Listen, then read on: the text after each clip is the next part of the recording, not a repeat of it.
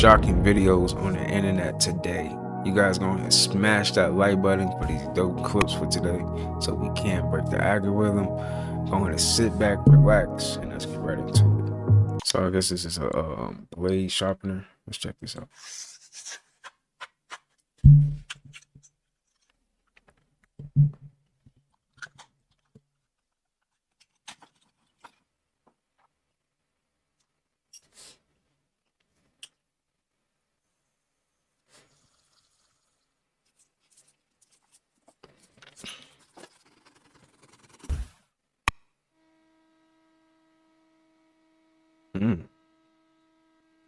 You cleaning that joint, dang.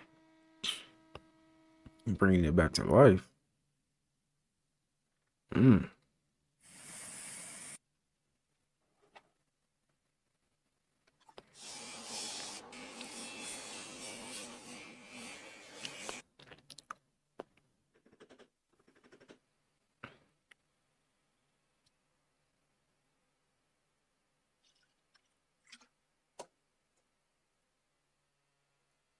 Wow. That's dope.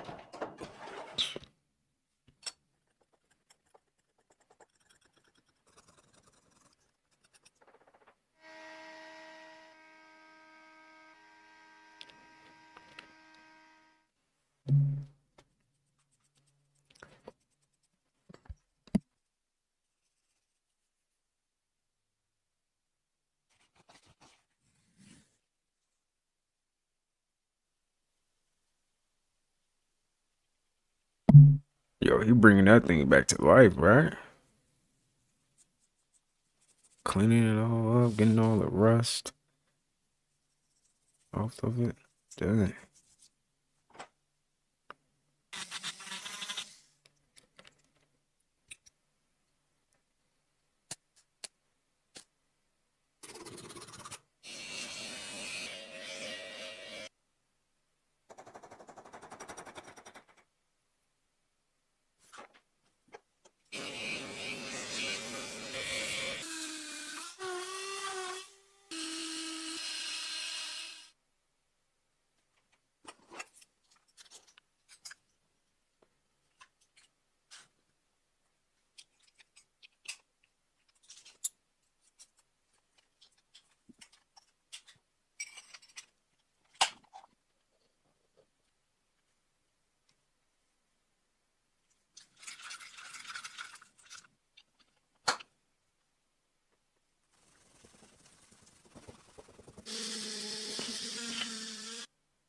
That's the blade.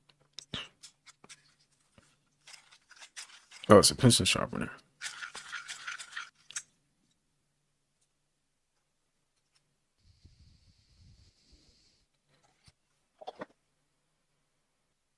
That's dope, man. Brought that thing back to life, man. That's dope. That's what's up. Water molecules are the most sensitive molecule in nature to frequency of any type. If you take a cell phone that's turned on and you hold a bottle of water, particularly glass is better, but if you hold a bottle of water in your hand and have somebody approach you via aquamation, they're irradiating the water supply to make people sick. YouTube, this is for educational purposes only. There's nothing misleading in this video. That's a shame that the water is like this messed up too. Like the one thing that we really do be needing, water, you know. Now I don't want to go too far on this right here. Honestly, if you guys want to watch this video, you can join my membership. Actually, right now I actually just made a WAP account. This is where I can post like exclusive videos on there, but I can't post it on YouTube, right? So if you want to join that, it'd be $50, you know. Also, you won't just be getting exclusive videos, you'll be getting videos on how to make money on the internet. I'm going to be posting over there how to, you know, make thumbnails for your YouTube channel, how to grow a YouTube channel, how to record videos like I'm doing now, the mics that you need, the camera, everything. I'm gonna put it over there. So if you wanna learn some stuff, how to make money on the internet, or grow a YouTube channel, or even find videos like this on the internet that you can do reactions to, or just find videos like that, like how I do. Everything I know, I'm gonna be posting over there. So if you want to know what I know, hey, spend $50 over there. It's only $50. Why not, buy something that's gonna help you in the future, or So I'm gonna put the link in the description if you want to do that. I'm gonna skip this video because okay, in this video explains how we're not really running out of water. We never really run out of water. Let's see what he's saying. So a lot of people are asking me for examples of primary water because they were never taught it. Reason being is our educational system was taken over by the Rockefellers in the 1900s, and then the media was taken over by Operation Mockingbird in the 1960s. So both systems do not teach about primary water, which is right here. This is the combination of hydrogen and oxygen coming in from inside the earth at a volcanic pressure to create brand new water, living water. Water that does not contain fluoride, that does not contain arsenic, that does not have pharmaceuticals or drugs or anything inside of it. It's packed. That's interesting, dang. It's crazy how people be finding out about stuff like this, and people really be doing their research and really trying to escape this this rat race, this matrix. We all gonna get there though. So I guess this dude is heating up this thing we're here with this right here. Let's see, how does the water circulate without a pump or electricity? So a lot of you guys have been asking how the hot tub heats up without any electricity or a pump. You can see here this water steaming hot. It's about 40 degrees Celsius, 104 Fahrenheit. Wow. Basically what's happening, all the magic's here in the coil. Stainless steel coil is taking the water, the cold water from the bottom of the tub down here, sucks it in, and then once it hits the coil, it starts to heat up, and as it heats up, it rises. Hot water rises just like hot air, so it'll rise, follow the curve of the coil, and then gets pushed back out into the tub there. Oh, look at that steam. And as the water gets pushed back out into the tub, out here up the top, more water is then sucked in by the negative pressure back into the coil, and the cycle continues.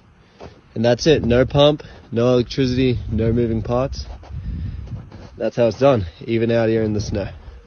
That's dope. That is dope, man. How many of y'all make homemade detergent? Is y'all really going that far for your health? Say goodbye to toxic and expensive washing detergent and say hello to your own homemade natural washing detergent. All you need is 1 kilo of Epsom salt, 1 kilo of sea salt, 2 kilos of bicarb baking soda, a large jar. This one is 3.7 liters, which holds 4 kilos. A scale if you have one. Your essential oils. I've got tea tree and eucalyptus for their antibacterial and deodorizing properties, and a large bowl. So all you do is mix it up thoroughly and add 20 drops of essential oil and keep mixing it, and add more essential oil if you desire. This is amazing for people that don't want any toxic chemicals going into their skin. Your skin is actually your largest organ, so it's absorbing everything that touches it, and if you could just visualize it seeping into your skin, that's more than enough for you to just start making your own detergent. It makes about 30 to 40 washes, and it's under 30 cents per wash, which is really awesome. I recommend using 70% on the main compartment and 30% in the pre-wash compartment, and white vinegar for your softener. I hope you enjoy your homemade washing detergent. See ya. That's dope, man. How many of y'all would do something like this? Cause they do say like the detergents and stuff like that at the store, is it really toxic? I don't know. I don't know. Do y'all ever see any effects? I don't know. It was the one soap I used to use. It broke me out. So maybe CEO of a company whose medication could possibly reverse aging has passed away. Now, he was going to hop on an interview to share the story, and before they could even publish it, he was gone. Sad to report that since this interview was conducted, Dr. Christopher Chapman has recently passed away. So this is this dude just disappear out of nowhere. They hate when people speak the truth or knows too much. Like, I heard that, like, if you know too much, you can literally, magical uses of white vinegar. Power of white vinegar. The last one will blow your mind. 1. Soak rusty tools in white vinegar. Leave them overnight and scrub them the next day. The tools will look brand new. 2. White vinegar and dish soap have amazing grease cutting power. 3. White vinegar and toothpaste. Dilute with water and spray on faucets. All water stains will be wiped clean. 4. Spray white vinegar and baking soda on tile grout. Scrub off all the stains. 5. Clean the fridge surface with white vinegar and alcohol. The dirt comes off easily. 6. Add egg white to white vinegar water. Stainless steel shines like new. 7. Moldy chopsticks. Put them in a pot. Add salt and white vinegar. Boil for 5 minutes. Rinse with clean water. Kills bacteria and disinfects. 8. Soak an egg in white vinegar for 24 hours. It turns into a transparent, elastic egg.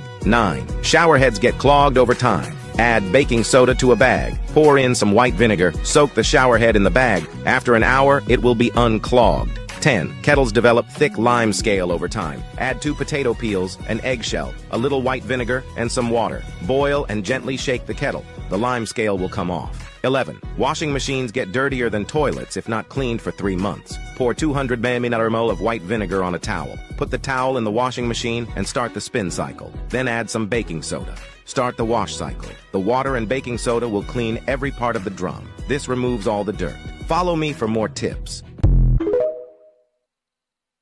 Life tip 669. Rainwater under a microscope.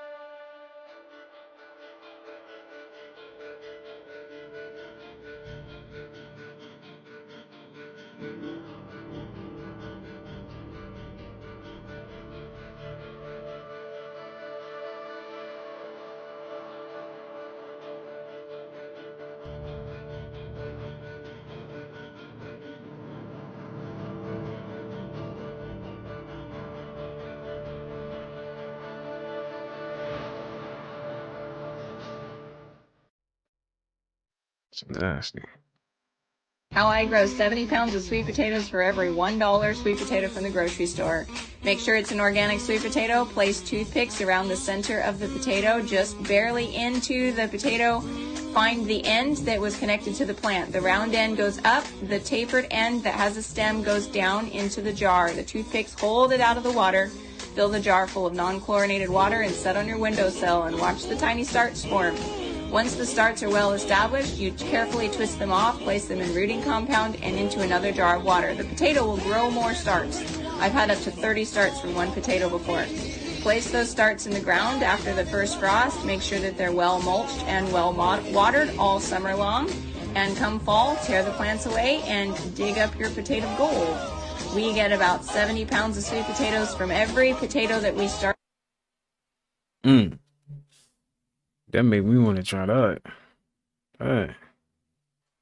There's all kinds of really interesting things you can do with wire. You can take a 10-foot piece of wire, double it up in half, tape the 2 ends, stick it in here, tighten it, hang it onto a wire, back off, make it tight, and twist the wire into a 45-degree angle till it's tightly twisted. Because when wires meet, cross each other at a 45-degree angle, you're getting into hyperspatial physics. The way the energy flows through those wires and they cross at the nodes at 45-degree angles, all kinds of amazing things begin to happen. If you want to check it out, remember Slim Sperling, he's now, but people who have taken his technology and are making it on their own now. But he was a master at it. You can buy copper bracelets by themselves, and people find that that helps. We're just discovering the old, and we call it new. No, it's old stuff that we're rediscovering. It's thousands of years old. That is true, man. That's what, like, they be stealing our technology, man, and then using it against us. Like, man, the technology they got out, like, it's a bunch of bull crap, you know. That's not even hoping the planet, just more distractions for you, you know. They don't create nothing that's hoping the planet.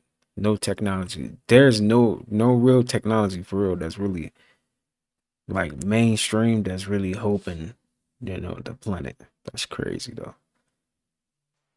Nothing holy about Israel, it's an allegory. Isis, Ra, and El, left feminine and right masculine brains. When these two electrical forces unify and become the Star of David, this is when you unlock El, which means God, consciousness. The Holy Land is your consciousness. It's an elevated state of consciousness. Why do you think Moses went up on a mountain to meet with God? It's an allegory for raising your frequency, raising your consciousness, to altering it beyond physical. Noah's Ark, he goes on the mountain with God and kills all of the flesh. It's allegorical for raising your consciousness and killing the desire for physical flesh and physical material things, because your mind is not a part of the physical plane.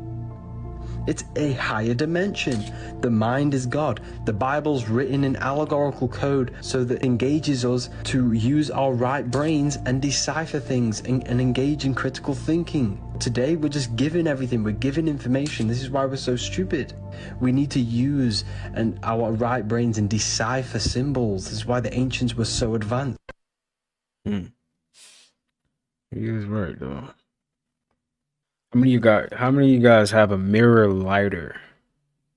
How many of y'all got that? I know somebody got that. Come on. Somebody out there got it. That's cool though. It's pretty cool.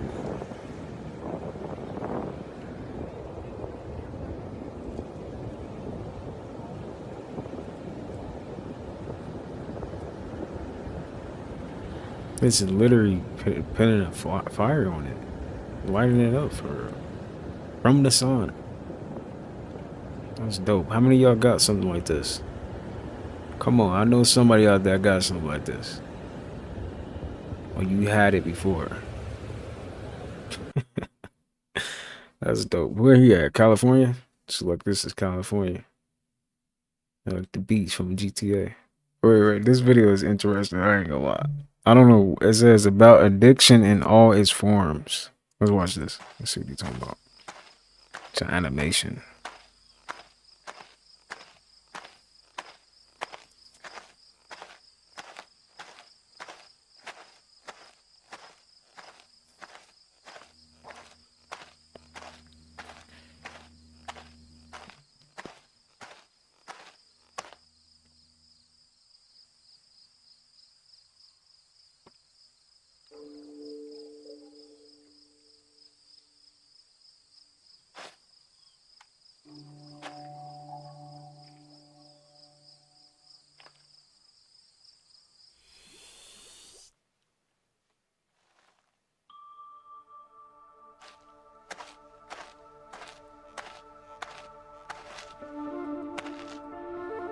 Oh yeah.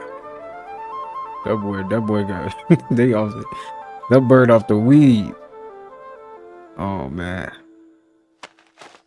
What?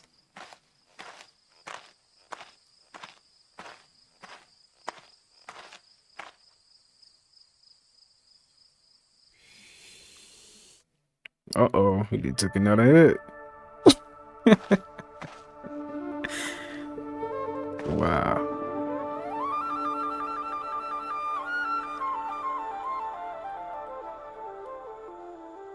That's that weed. That's that weed. I'm telling you. Yeah, I saw that. He almost fell.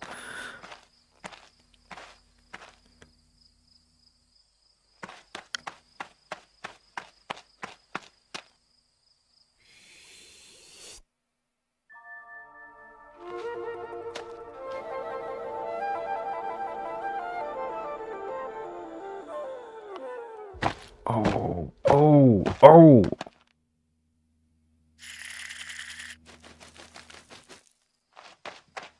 Don't do it again. Don't do it again. No.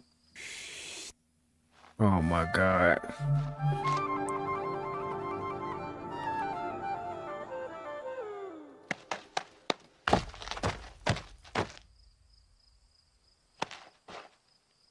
Again? Bro. He gonna... Yo. He gonna die.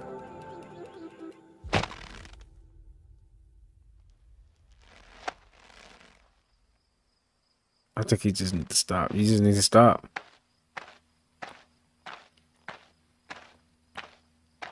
I guess this is what addiction does. It's just, you don't care how much it is killing you. You just want to keep it, you know. And look, it ain't even working no more.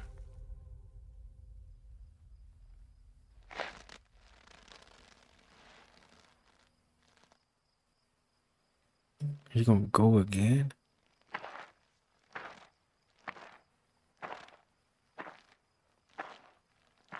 No, no, stop. Enough was enough.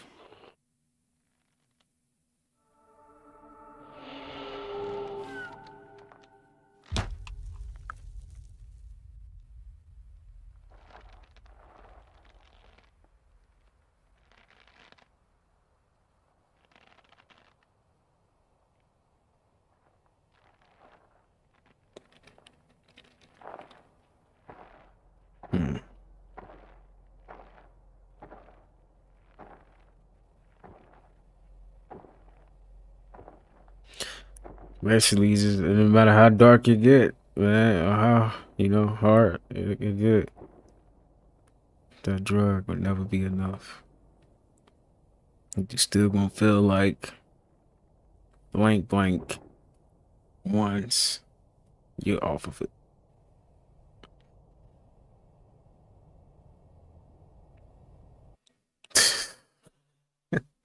That was a cool animation though. It got some meaning to it though. You can take it up. You can take it however you want to take it. For real.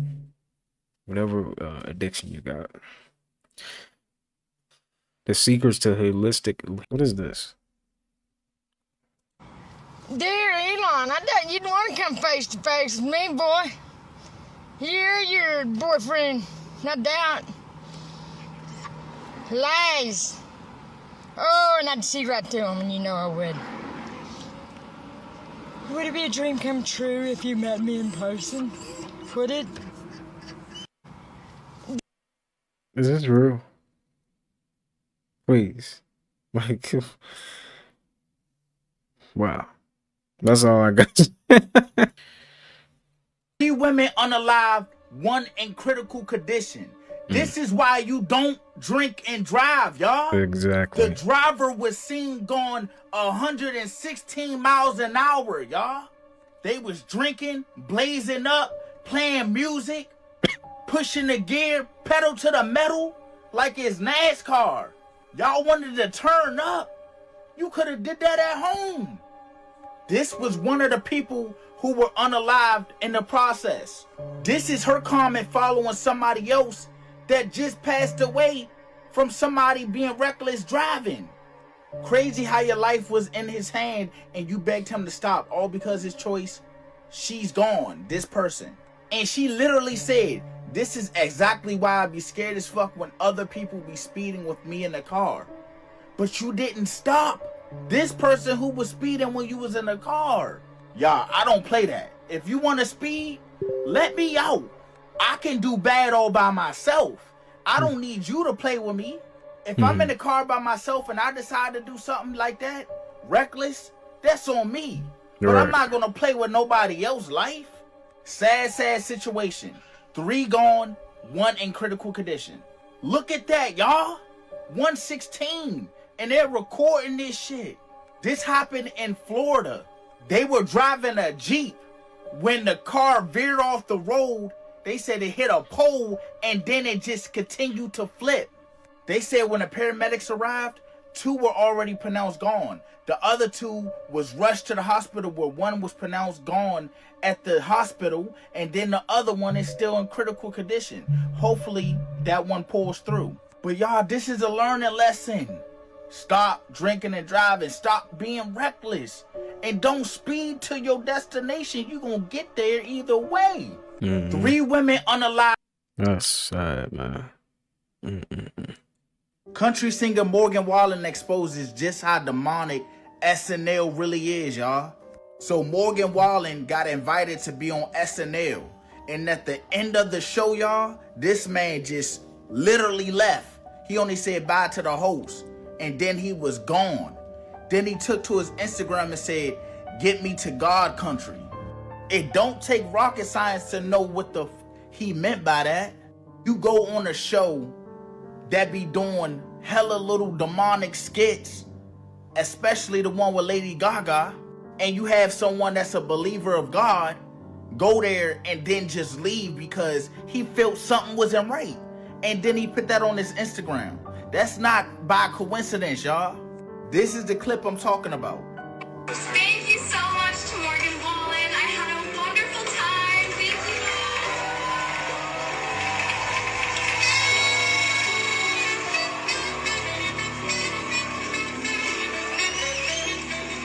you. Now watch what he say on his Instagram, y'all. Y'all can tell he was uncomfortable, but he was trying to keep it together because he know it's on live. But he put everything to rest when he put that post up on Instagram. It's common sense. Y'all let me know what y'all think about this down below in the comments. Country singer. If you work a job that you don't like in order to get a paycheck to do things that you do like, you're doing it wrong. You're doing it wrong. If you show up to work and you emit a frequency every single day that is, I don't want to be here, I'm just here for money, I'm just here for a paycheck just so I can take care of my family, that's coming from lack. Yeah. That's coming from negativity. Everything that you feel and that you think 24/7 manifests back to you. So if you think that you showing up with these negative frequencies every single day of, oh, I don't want to go to work, that's going to get you to prosperity. No, you have to be so excited and so joyful to go to work. You have to do something that you love doing. God wants you to fulfill your dreams. God wants you to fulfill your God-given skills and purposes. But if you don't do this on a daily, if you don't do this on a daily basis, if you only go to work in order to get a paycheck, this money is low energy money. You are going to be stuck here. When you go to work instead and you love what you're doing, you're excited to go there, you're feeling and thinking differently, this is energetic money. This money skyrockets because you're in your zone. When you're in your zone, the universe feels that, right? Every single thing that you think and feel vibrates outwards, and the universe will feel this and will respond to this. This is why people are stuck. People feel like, oh, I just need to stay in this job for just a couple more years. No, stop it. You need to follow your dreams. If you work a job... That's true. You need to get to them dreams, man. What I say is use that job to, build something else. Build your empire. Is April really the new year? Is time fake? Our calendar is not quite right. We're supposed to have 13 months of 28 days, with one day, the day of resurrection, Easter, as a neutral day. That's our 365 days. We've actually got 13 constellations, not 12. This same calendar is very close to the Mayan calendar, but it's also very close to several ancient Sanskrit calendars. What does sept mean? 7. I thought that was the 9th month. What does oct mean? What is... This makes a lot of sense because there are 7 days in a week, 4 weeks in a month, which should add up to about 28 days. Also, 28 days is the average cycle for a woman's period. If the calendars work like this will almost completely eliminate the idea of a leap year, as well as daylight savings. We will be in tune with the lunar cycles in nature, and our circadian rhythm will be adjusted. If you like this type of information, comment New Year and I'll send you a link to my spiritual guidebook. It's April. Depression doesn't actually exist, and I'm going to prove it to you. That you're actually choosing to become depressed, right? So what you need to understand is about depression is that depression is a part of the thinking mind. Now let me break this down for you so you can understand. You have a thinking mind, what we call the conscious mind. And inside this conscious mind, you have your name, your job, your reputation, your body, your trauma, your memories, your family, your interests, your bills. But what happens if you turn off that thinking mind? What is left? Well, you're left with you. You probably never thought about this. Who's the observator of this? Who's observing your thoughts? If you turn off your thoughts, you're no longer your name, your belief system, nothing. You're left with consciousness, you're left with the soul, and that's the true you, and that's what you need to connect with. You know that void that you have in your heart sometimes when you just feel horrible? It's because you're not doing what this is saying. We all have this feeling inside of us that tells us the right thing to do at all times. And if we do not connect with that, that is why we are depressed. That is the soul screaming out. So, my people, learn how to meditate if you have depression. I've been there, okay? And I promise you, depression does not exist. It's a choice. And when you learn to gain that off switch with your mind, you can turn depression off. Because depression is part of the thinking mind. You have to learn how to switch off the mind and control your thoughts. Depression doesn't actually exist, and I'm going to prove it. That is true, though. Like, if you just turn off your thoughts, because if you just think about it, depression really comes from the thoughts, you know. Or I feel like real depression is when you lose someone. That's hey, ain't no turning that off, man. That's real. Are these just glitches from the camera or reptilians revealing themselves? Check this out, y'all. I want to ask you 5 questions. Here we go. We ask every Liquid big famous crystal. star. And guess what? You're in the running game. Organization that works in over 150 Watch how she countries. slowly My morphs. job was to meet with teenagers who were living in exclusion, who were living in extreme poverty, or living with HIV, and write their stories. It's a very gradual Listen to their stories and process, the write it. shape shift. So, I mean, I obviously learned so much from these kids. I learned from Anna. See, the old cameras used to catch their skin. I learned to live each day to its fullest. Called liquid crystal. One morning, I'm done for the weekend, and so I'm just gonna get away and spend time with family and friends and just enjoy it, relax for once.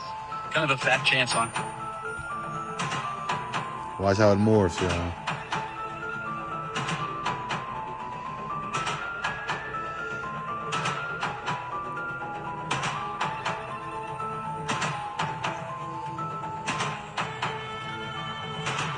What do y'all think? Are reptilians among us, or are these just glitches in the camera? As always, thank you for watching. Stay weak. Remember that time you should have died? What if I told you? You probably did, but just shifted timelines. According to the quantum immortality theory, consciousness never really dies. Instead, when you experience death, your consciousness shifts to the closest parallel reality where you survived. Have you ever had a near-death experience where you realized that if one tiny detail had changed, a single second, a wrong move, you wouldn't have made it? But somehow, everything fell into place. Some believe that's the moment you shifted. This means there's a timeline where those details didn't go your way, where your family and friends mourned you. But from your perspective, you never die. This cycle could continue indefinitely, leading to the ultimate timeline where humanity discovers true immortality. Is this why we fear death, but never truly experience it? Have you ever had a moment where you think you might have died? Have you ever had a moment like that? I think I did. It says, what if death is life and life is death? That's deep. I don't know, man. That's interesting right there. What if, though? What if death is, the real life and life is really death? And you gotta think about it. Death isn't even real. That's deep, man. That got me thinking. I ain't gonna lie. That really got me thinking right now. Hell no, what the fuck is that? What the fuck? Oh, yo, he about to make a smiley face. Nah. Bro, the internet is too funny, man. Making a smiley face. Nah. Let's see if it's a smiley face or a sad face. Yo! Yo, we want to bet 5 to see which one it is. So like he's going down. Yo, oh, he's going for the smile. Go live with this shit. He's going with the smile. Nah, bro. Let's go! Yo, that's fucking lit! Nah, that's pretty dope, man. I ain't gonna lie. Lit! That's pretty cool. Fire! Nah, hell no. Bro, really up there making a smiley face in this car. That's dope. Yeah, ladies, let's go ahead and stop talking all that shit on the internet. Yeah, till you get this little pink car and you can go out by yourself, bitch, and have you some fucking self-care fun days. You and the fucking dog. Yeah. Now go out there and set this motherfucking tent up and shut up, bitch. Oh, that's a cat dog. That little motherfucker big. Anyways, yeah, that pussy always a little fat. What we trying to do is finish setting this damn tent up like this right here. Ladies, y'all can do this. If you just focus. You can drink the liquor later, bitch. I'm trying to get you, listen, we trying to get somewhere. Look at all that focus. No liquor. Not yet. There you go. Get up to the top. Oh, bitch got a double-decker 10 on the hole. Fuck she talking about? Trampoline for the little bitch. Your booty too big, you fall through that motherfucker. All right, boom. Now you got a little apartment in the middle of nowhere. I know you bitches, a lot of you bitches kind of be homeless a little bit sometimes.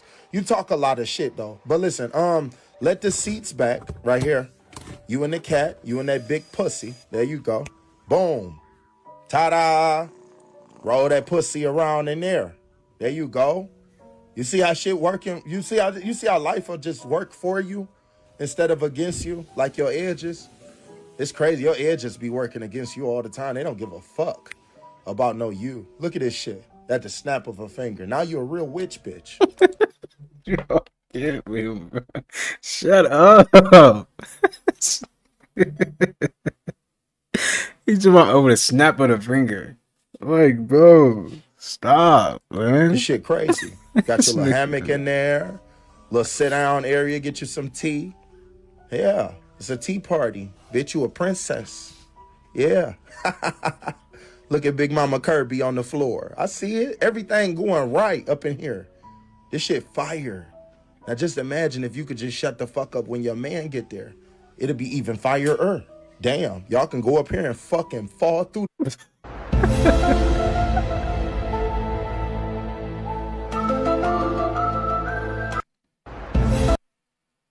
Yeah, the internet got it, man.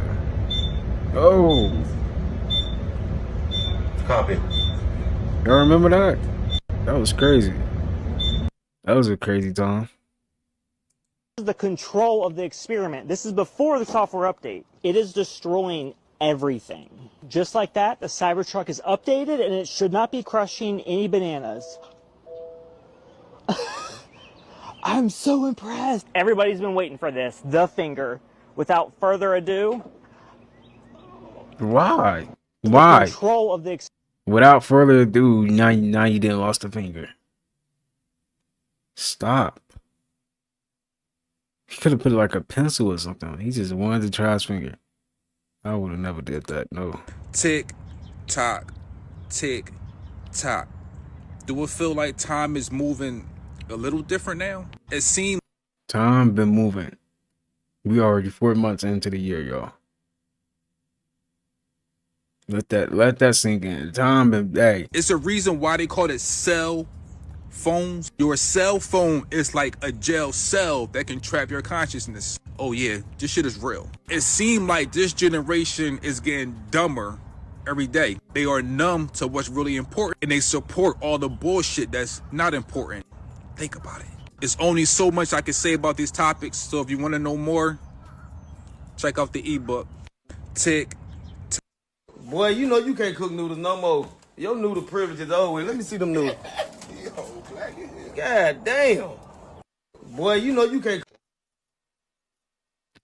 How you burn noodles? Oh man. Hey. I ain't never burnt noodles though, I ain't gonna lie. Probably some eggs. Dang. This video showing the woman on a stretcher flaying. Did you guys know this about crows? Did you know that crows are illegal to own as pets? And the real reason for this is much more shocking than you might know. First of all, they say that crows have an intelligence of a 5 to 7-year-old child, but I think that this is very debatable. Check this video out. Now watch how this crow figures out how to get the food that is trapped in this box. This is the first time this crow has ever used this tool and has ever tried to get the food out of this box. It realizes that it needs to bend this specific tool at the end, flip it, put it back in this way in order to scoop the food out of the box. This is an extremely intelligent creature, guys. Now they say that crows are illegal to own because they can be trained to retrieve money for people. And not only money, but literally anything. He just brought in some money. I need to get me a crow. Right? Let me get me a crow, man. Now here's where this gets really interesting. Crows can actually remember specific human faces. Not only can they remember these faces, but they can pass this information on to their offspring and their friends. So if you do something good for a crow, that crow, its friends, and its offspring will come around you. If you do something negative towards a crow, then they will stay away from you. Now imagine if human beings were able to tap into this ability. If crows can differentiate between friend and foe, work together, and even tell their young about threats, then what else could they be capable of? Maybe this is a part of why they don't want us forming relationships with these creatures. Because a world where humans and crows work together could be a serious threat to the system. It's like they don't want us to have allies in nature, especially the incredibly intelligent ones. Again, this is a massive reason why they don't allow us to interact with dolphins. It is illegal to interact with them except for at a resort like SeaWorld. When you research dolphin-assisted births, you'll understand why. Because these children are born incredibly intelligent. They are far more advanced than the average child. Now, the Native Americans believed that crows were incredibly spiritual creatures. They symbolize wisdom, intelligence, and even shape-shifting between physical and spiritual realms. They knew that they were quite literally messengers. This is why they were highly depicted in a lot of their art. Could it be that keeping us away from crows is just another way to suppress human consciousness? Think about it, we can own parrots, reptiles, snakes, whatever it might be, but we can't own crows. Creature that has been deeply linked to spirituality in all of our ancient cultures. Now, I know that these beings are incredibly spiritual because I have had some unbelievable experiences with them. I know that they are tapped into the spiritual realm. And I understand that the real reason that we cannot own them is much deeper than what they tell you. Let me know what your thoughts are in the comments down below. And look, if you wish to understand the real secrets of the universe, tap into the spiritual. Yo, it was this game I used to play, Assassin's Creed. To all my gamers, y'all know about Assassin's Creed, but if y'all not a gamer, you probably just never played games ever. But it was this game I played, Assassin's Creed. They even showed that in the game how, okay, I was the character, right? The character was using the crow to spot enemies around him. He was able to look into the building. And, hey, they always show this stuff in the games, the movies. They always show it, man. It's crazy, man. That's crazy how they always show it to us too, and just be going over people's heads all the time. That's crazy though. So that's definitely real. That's dope, man. That made me want to get a crow. Elon Musk says that we're living in a simulation. We're in a video game being controlled by higher beings, and we're all just like in Super Mario Brothers. Yes, wish I had a good argument against that hypothesis, and I do not. The LHC, the Large Hadron Collider in Switzerland, experimented it. They smashed atoms together, peered into the tiniest particles of reality, and what did they find? Clues that our world isn't as solid as we think. See, life is like a game, a simulation. Just like in a video game, the environment only loads when the player moves. Reality works the same way. Right now, your house, my house, they're not solid. They exist as waves of potential until we look at them. The moment we turn the corner and see them, bam, they pop back into existence. It's in the double-slit experiment. It showed that particles behave differently when they're observed, like they know they're being watched. Reality shifts the moment you pay attention. But here's where it gets even weirder. Professor James Gates discovered something mind-blowing: Adinkra codes, ancient symbols used by the Dogon people. When these codes are transformed into 3D, they reveal error-correcting codes, the same kind used in search engines and web browsers. Think about that. The same codes that keep websites running are woven into the fabric of space and time. That makes it much more than a theory. The LHC cracked the code. We're in a simulation. The question is, who's running it? This is just a theory, not a fact. A lot of people. That was deep. I'm not gonna lie. That's crazy. Y'all let me know. What do y'all think? Do we live in a simulation? To me, I feel like we do. For real. It's almost like we on repeat, you know? It's crazy. But yeah, y'all leave a comment, man. Go ahead and hit that like button if you haven't already.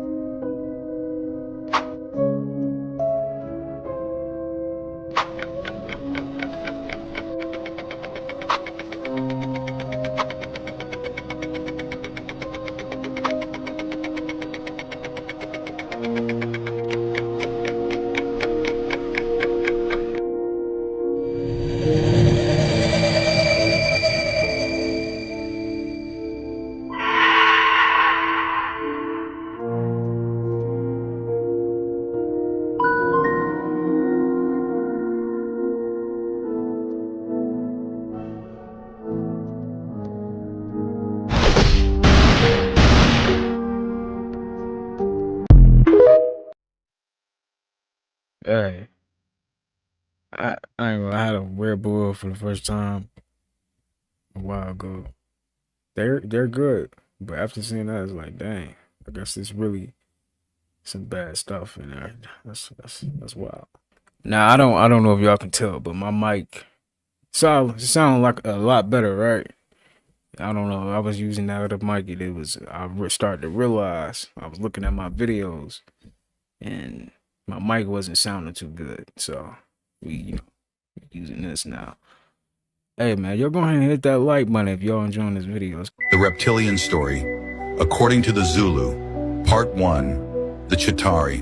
Before kings, before pyramids, before written words, they came. The sky cracked open with fire. Thunder roared like war drums. And from the heavens descended the Chitauri, the sky serpents. Not gods, not demons, something older. They brought light, but also chains. Their tongues spoke flame and control. And with a glance, they stole from humans what made us divine. Our memory, our power, our voice. They crowned themselves lords of earth, forced mankind to build, to worship, to kneel. Under their rule, fear became law. Symbols of serpents and dragons bled into every tribe. But not all forgot. In the shadows of mountains and caves, a few remembered the time before the fall and began to whisper. The Chitauri had given us order, but stolen our freedom. And somewhere in the blood of slaves, the spark of rebellion still burned. Follow and comment for part 2. The Reptilian Story. That's crazy, man.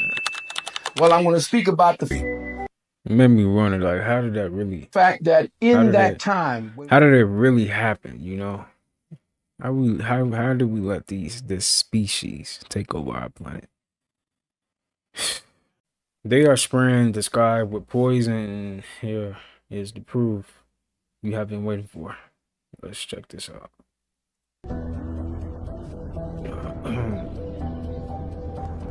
we see in the sky on a regular basis. These long white trails that do not dissipate, they actually form artificial clouds and block the sun, is an express goal of geoengineers. The contrails, not the chemicals, the contrails occur because of cold air, minus 30. It takes high altitude, around 30,000 feet plus. There's carbon dioxide and water vapor in that exhaust. That turns to ice crystals, and that's what you see, the white stream behind it. Those white crystals of ice warm up, dissolve, and the smoke goes away. And it never lasts more than a minute. What we're seeing now, and I first could not believe it, and I started looking at the skies, and these are not normal. They're not natural. I'm here to give you testimony that chemtrails are indeed real. They're spraying almost every day. I watch the clouds and watch the spraying program going on. I want to tell you that we're in very great danger from the pollution that's coming down over us. And we've been led astray by the military-industrial complex, and they're responsible for the clouds' creation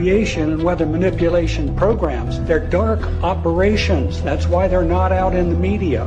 There's a huge amount of aluminum being found because these sprays have aluminum, strontium, barium, manganese, and there's a lot of argument that aluminum is very common to be found, but aluminum is only common in a bonded form. It's not common in a free form, and we're finding high rates of free aluminum in the soil, which is not natural.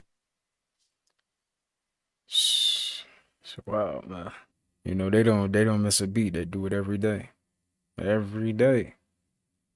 Now you do have your days when the sky is clear, and that's when you want to be outside because the sun be beaming. Man, I can't wait till it get back hot. Did you know that the hair is connected to the organs, and where you are balding shows what organs are blocked? Balding on the sides, that means your kidney and bladder is blocked. The balding at the front, that means your lungs are blocked. In the middle shows that your heart and liver is blocked. In the back shows your intestines are blocked. This is due to an accumulation of waste and toxins. That doesn't mean that if you have healthy hair, you're totally healthy, because disease can manifest in a number of ways. You may have heart disease. This is just a chart to show you how your hair is linked to your organs. Each part of the body is a mirror. If you're interested in taking a cleanse, I would suggest to read my book, Alkaline Awakening.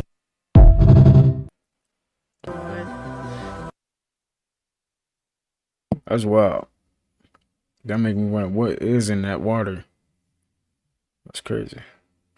It's like, I don't know. If I try that right now, I don't want to try. I don't want to get electrocuted or something.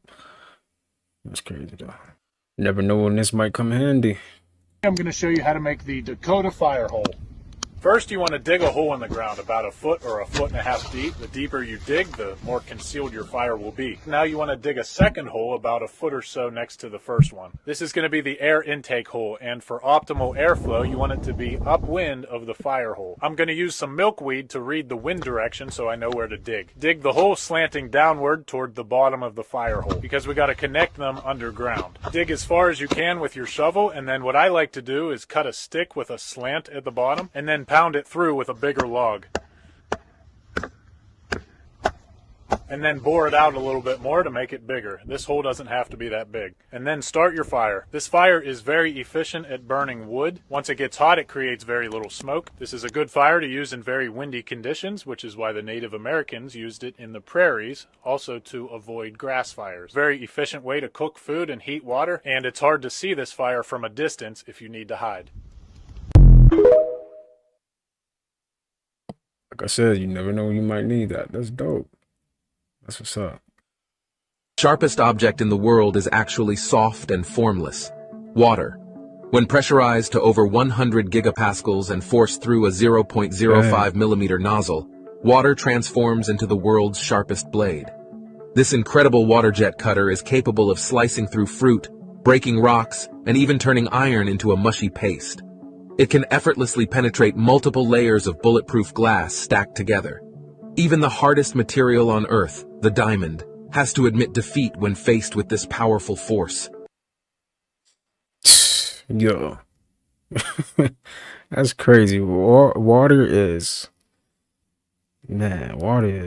crazy, right? It can drown you, it can help you, it can hydrate you. It's wild, man. It can kill you. Yo, water is something else, man. That's all I'm gonna say. For real. So this part is a little disturbing, but let's check it out. This is what would happen if you swipe your hand under the water jet? Weird primal urge to swipe your hand under it as fast as you can and see how bad it would hurt. Would be a slight score? Would it tear through your hand? Would your hand be gone? We shall know. Today we're going to put these 3 ballistics gel hands through a series of tests, mainly involving the water jet, but a few others. And then we're going to x-ray them, and we're going to see what kind of damage is done to these poor guys. I'm quite impressed. There's even skin pattern on these. This poor specimen looks like he had fibromyalgia. Looks like we got a little osteoporosis going on here. Got some mesothelioma on this guy. So that's what that feels like. I'm 90% sure the saw stop will be activated by this. Okay, we're gonna start with a swipe. Imagine I was adjusting something on the jet and accidentally slipped and went. Yeah. Or you gave in to the primal urge and you just, you know, you risked it all. You risked it all. Interesting. I wonder how that got out there, but... Well, you'd be missing the tip of your finger. The bone would still be there. For the most part, it even took a little chunk out of your bone right here. But your flesh would most definitely be either hanging off or gone. Gonzo beans, as they say. I should get a raise. And that was quick. I mean, I just swiped that through pretty fast. So let's say you fell asleep. And with that's your water, people. That's water doing that. Isn't that scary? That's crazy. How the water can get that powerful. Man. hand on the cutting table. Correct. That happens all the time. All the time. All the time. I'm No, it always doesn't. getting drowsy out here. And you're just, you know, your hand's sitting there and uh-oh, here comes the water jet as fast as it can move. And we'll see how bad that damage is. Oh, that's some damage. Yeah, don't be drowsy while working a water jet, people. Yeah. It almost goes through the bone. That's It bad. rips the flesh off so easily. Yikes.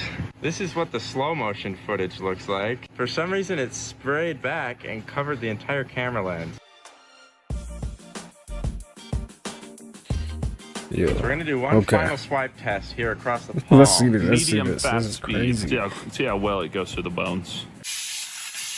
Oh my God. It was honestly hard to move once I got it into here and it ripped its way out. That's crazy. Yeah, So, like it got stuck right here and then it was like pushed down and stuck and you had to kind of rip it out this way. Oh, that's an entire new terrifying factor that we never thought of. Yeah, like, that the water actually grips onto your hand. You have to physically pull it through. oh, like it shoves you down and holds you there. Yeah, you might want to just hold your hand there and wait for somebody to turn off the jet. Ugh. You'd probably get less damage just waiting for somebody to turn off the jet than trying to pull it out. It didn't go all the way through anywhere though. Oh, nope, right there. Right in the middle, it went all the way through the hand. Oh, because that's where it got stuck. Yep.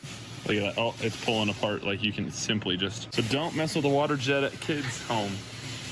Yep. That's it. That's what they say. That's...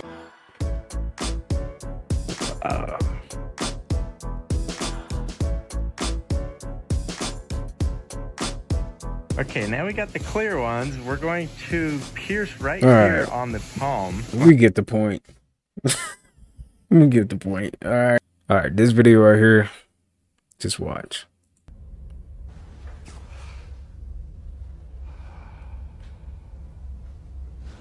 You there, second desk, blue jacket. What is your name?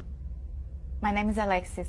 Alexis, please leave my lecture room. I don't want to see you at one of my lectures ever again. I don't understand. I am not going to ask a second time.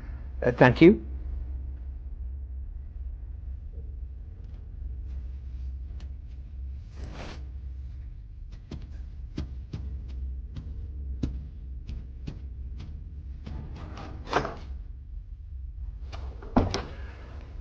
Why are there laws?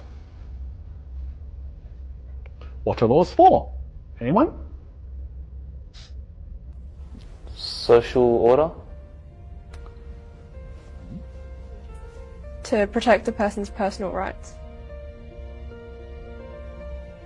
So that you can rely on the government? Justice? Thank you. Tell me, was I unfair to your classmate just now? Indeed I was. So, why didn't any of you protest? Why didn't any of you try and stop me? Why didn't you want to prevent this injustice? You see, what you have just learnt, you wouldn't have understood in 1,000 hours of lectures unless you lived it. You didn't say anything because you weren't affected yourself. And this attitude speaks against you and against life. You think it doesn't concern you, so it's none of your business. Well, I'm here to say, if you don't help bring about justice, then one day you too may experience injustice, and there will be nobody there to stand before you. Truth and justice lives through us all, and we must fight for it. Because in life and work, I mean, we often live next to each other, but not with each other. We console ourselves that the problems of others are nothing to do with us, none of our business. And we go home glad at night that we're spared, but it's about standing up for each other. Every day an injustice happens in business, sport, or on the tram. Relying on someone else to take care of it is not good enough. It is our duty to be there for others, to speak up for others when they cannot. I am here to teach you the power of your voice. I want you to learn critical thinking to empower you to stand up for what is right, even if it means going against what everyone else is doing. Let's begin.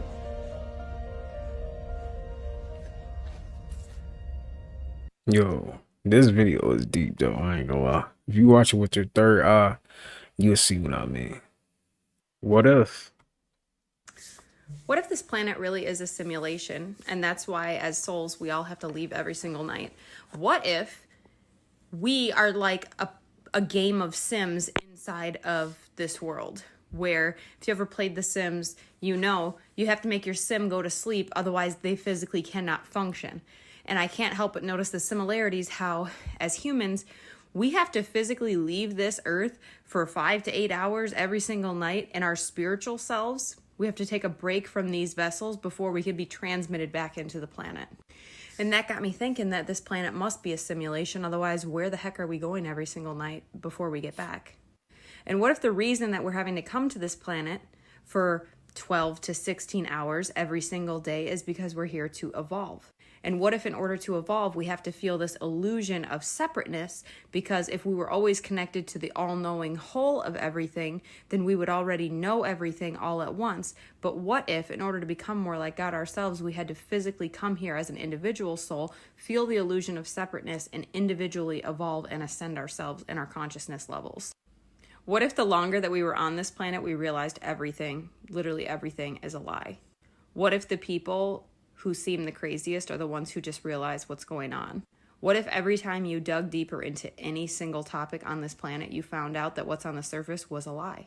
What if you dug deep into astrology and realized it's not true because the Scorpio constellation only is large enough to have the sun pass through it for 7 or 8 days? And what if the Virgo constellation was so huge that the sun was moving through it for a month and a half? But what if you found out that astrology is still telling people that Scorpios are born for 30 days, even though the sun's only moving through Scorpio for 8 days? What if the financial world, as you know and understand it, is completely fraudulent? What if they just keep printing money and printing money and printing money and driving down the value of your already valueless dollar because it's not backed by gold and it's not backed by anything? What if they're lending out mortgages with no real actual money, but you're still on the line for the money that you have to contribute? What if that whole world was set to collapse and the only people who would pay for it were the people at the bottom who never participated in the fraudulent activity at all, but actually just got sent there to bail everybody out who was being fraudulent? And what if that was normalized because there's so little education on the banking system and what was going on that people just didn't have time in their busy lives to dig down to the root of all these causes of inflation and dig down to the root of all this fraudulent activity being done by the banks? What if in 2021 they succeeded at manipulating millions and billions of people to put something into their bodies that was harmful, transmissible, and could be potentially lethal for the next several years to come? And as quickly as they made it everyone's number one priority to think about in 2020 and 2021, once they had succeeded at injecting said thing into millions and billions of people, they wanted you to forget that it ever happened. Because what if they knew it was too late by that point? What if they knew they had already succeeded at doing what they were trying to do and now they're just letting the cards fall? What if all these people that are getting sick and dying and just dropping dead for no apparent reason, what if they all had the same root cause? What if all these health problems that could stem from anything from digestional issues to head problems to blood clots to strokes to myocarditis, what if all of those things had one root cause and it came from one simple thing that they convinced everybody to do and then wanted you to forget it ever happened super quickly so that they could evade blame? What if the pharmaceutical industry wasn't your friend at all? And in fact, what they really wanted to do was just create customers. What if suicide was skyrocketing right now because actually people are suffering neurological issues that stem from heavy metal toxicity? What if all you had to do was look up into the sky to find the source of where the heavy metals were coming from, and then it's getting into the air, the water, the food supply, the cattle, and it's getting into everything, the soil, everything? And what if people weren't educated enough to know that they have to remove all these toxic heavy metals from their body and from their brain, or it would have detrimental effects? What if all these suicides were just 100% preventable by detoxing? What if people understood the importance of detoxing rather than always feeling like you have to put something into your body? What if it's about how you have to pull something out of your body that was put in there in a way that shouldn't have happened to begin with?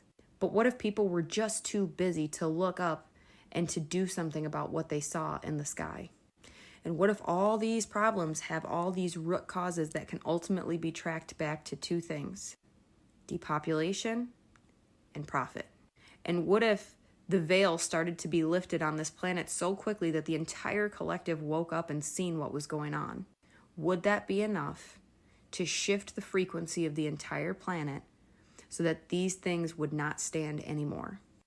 And what if instead of going on our phones and just complaining about it and agreeing that we're all upset about something, we actually just picked a day, a time, and a place to start removing people who were fraudulently placed in positions of power? What if we called their bluff and educated ourselves and said, we're not going to stand for this anymore? What would they do? What if all that was required of you as a soul was to simply see through the veil?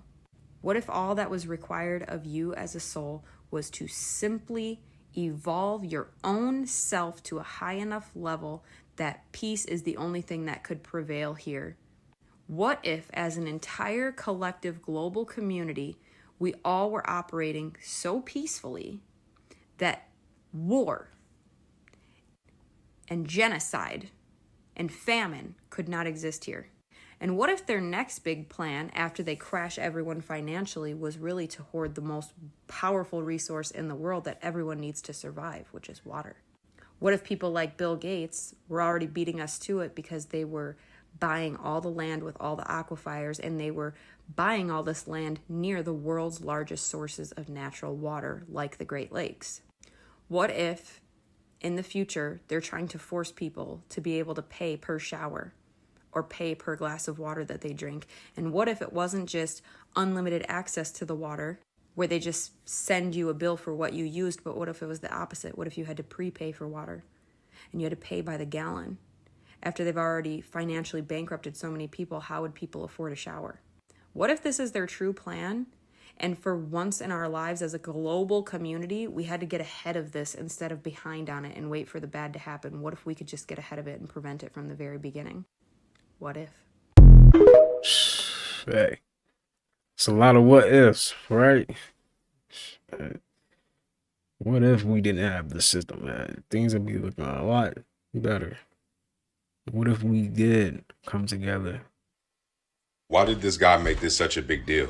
Several ABC Digital wanted to give you the opportunity to swear on the Bible that you walked on the moon.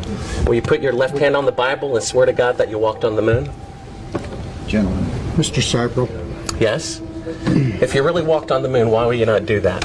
So why don't you just put the end to the record in the argument and put your hand on the Bible, swear to God you walked on the moon.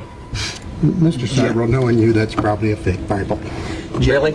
Well, no, it's a real Bible. You have the opportunity to have $5,000. The meeting is not open. Well, you have $5,000 cash. You can give it to charity if you swear on the Bible that you walked on the moon. Please I have give a it to tape. charity. It'd be fine. Why don't you swear to? Why not? Why won't you do it? So why don't you put your hand on the Bible and swear to God that you walked on the moon? Mr. Seibel has made a fool of himself in front of the world. Mr. Seibel, you do not deserve answers. Comment this below if you want the information they don't want you to know. Yo, just put your hand on the Bible, man. If you're not lying about nothing. They discovered a frozen city the size of New York, hidden behind the ice wall, completely untouched and eerily silent. Watch this.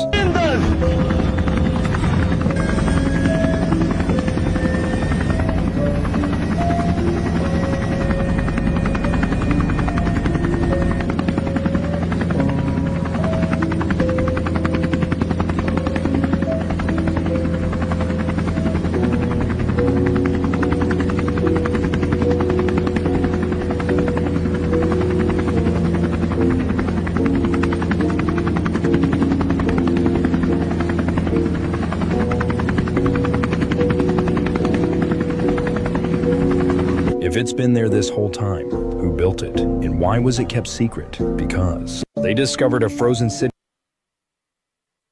I have never seen something like this before. I'm about to show you. I'm at DFW Airport, and in the restrooms all over the airport here, they have red lights for stalls that are busy and green lights who are available. You know, I guess I've seen them in parking lots before, but you know, seems kind of cool. Whatever. I go in there, and then I wonder how many people read this little sign that's on the back of the door. It's like electronic genital verification or something. If you want to read the whole thing, it's going to be on here, and I'll let you read it. It's the weirdest thing I've ever seen, I got to be honest with you. And I really don't think it's that solid. Just saying, not solid.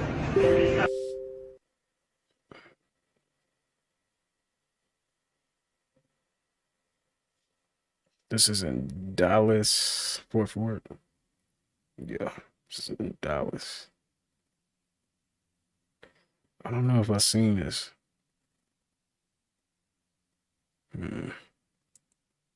Y'all, I bet you won't want to eat no more chicken after you watch this video. While everyone was panicking about that KFC commercial, no one wants to talk about the one thing that brings everyone together. Who doesn't love a bucket of fried chicken? Well, I'll tell you, I don't, and here's why. Because the history of eating chicken itself is way more demonic than that commercial ever was. That was just the tip of the iceberg. You see, the biggest lie that we've been taught overall is that this right here is what a plate of soul food looks like. First of all, there's no soul in this food, and I don't care how good you season it. I'm not finna eat that shit because you don't know your history, but I do. Soul food is slave food. You see, back in the day, slave owners would go out and ration whatever meat that they didn't had after they took their take on it and gave it to their slaves, just enough to keep them alive so they can, you know, treat them like cattle. But whole time, these meat portions wouldn't even necessarily be 100% animal cattle. There would be different types of meats that could range anywhere from human flesh of a dead slave carcass or a dead animal that they cut up like a pig's feet that they didn't want to feed it to the slaves. So if you put two and two together, KFC's commercial ad actually makes a lot of sense as to if you feed the people chicken that's actually humans, their souls will be fried. Hey, I'm just a messenger. Let me know what y'all think in the comment section though, fam.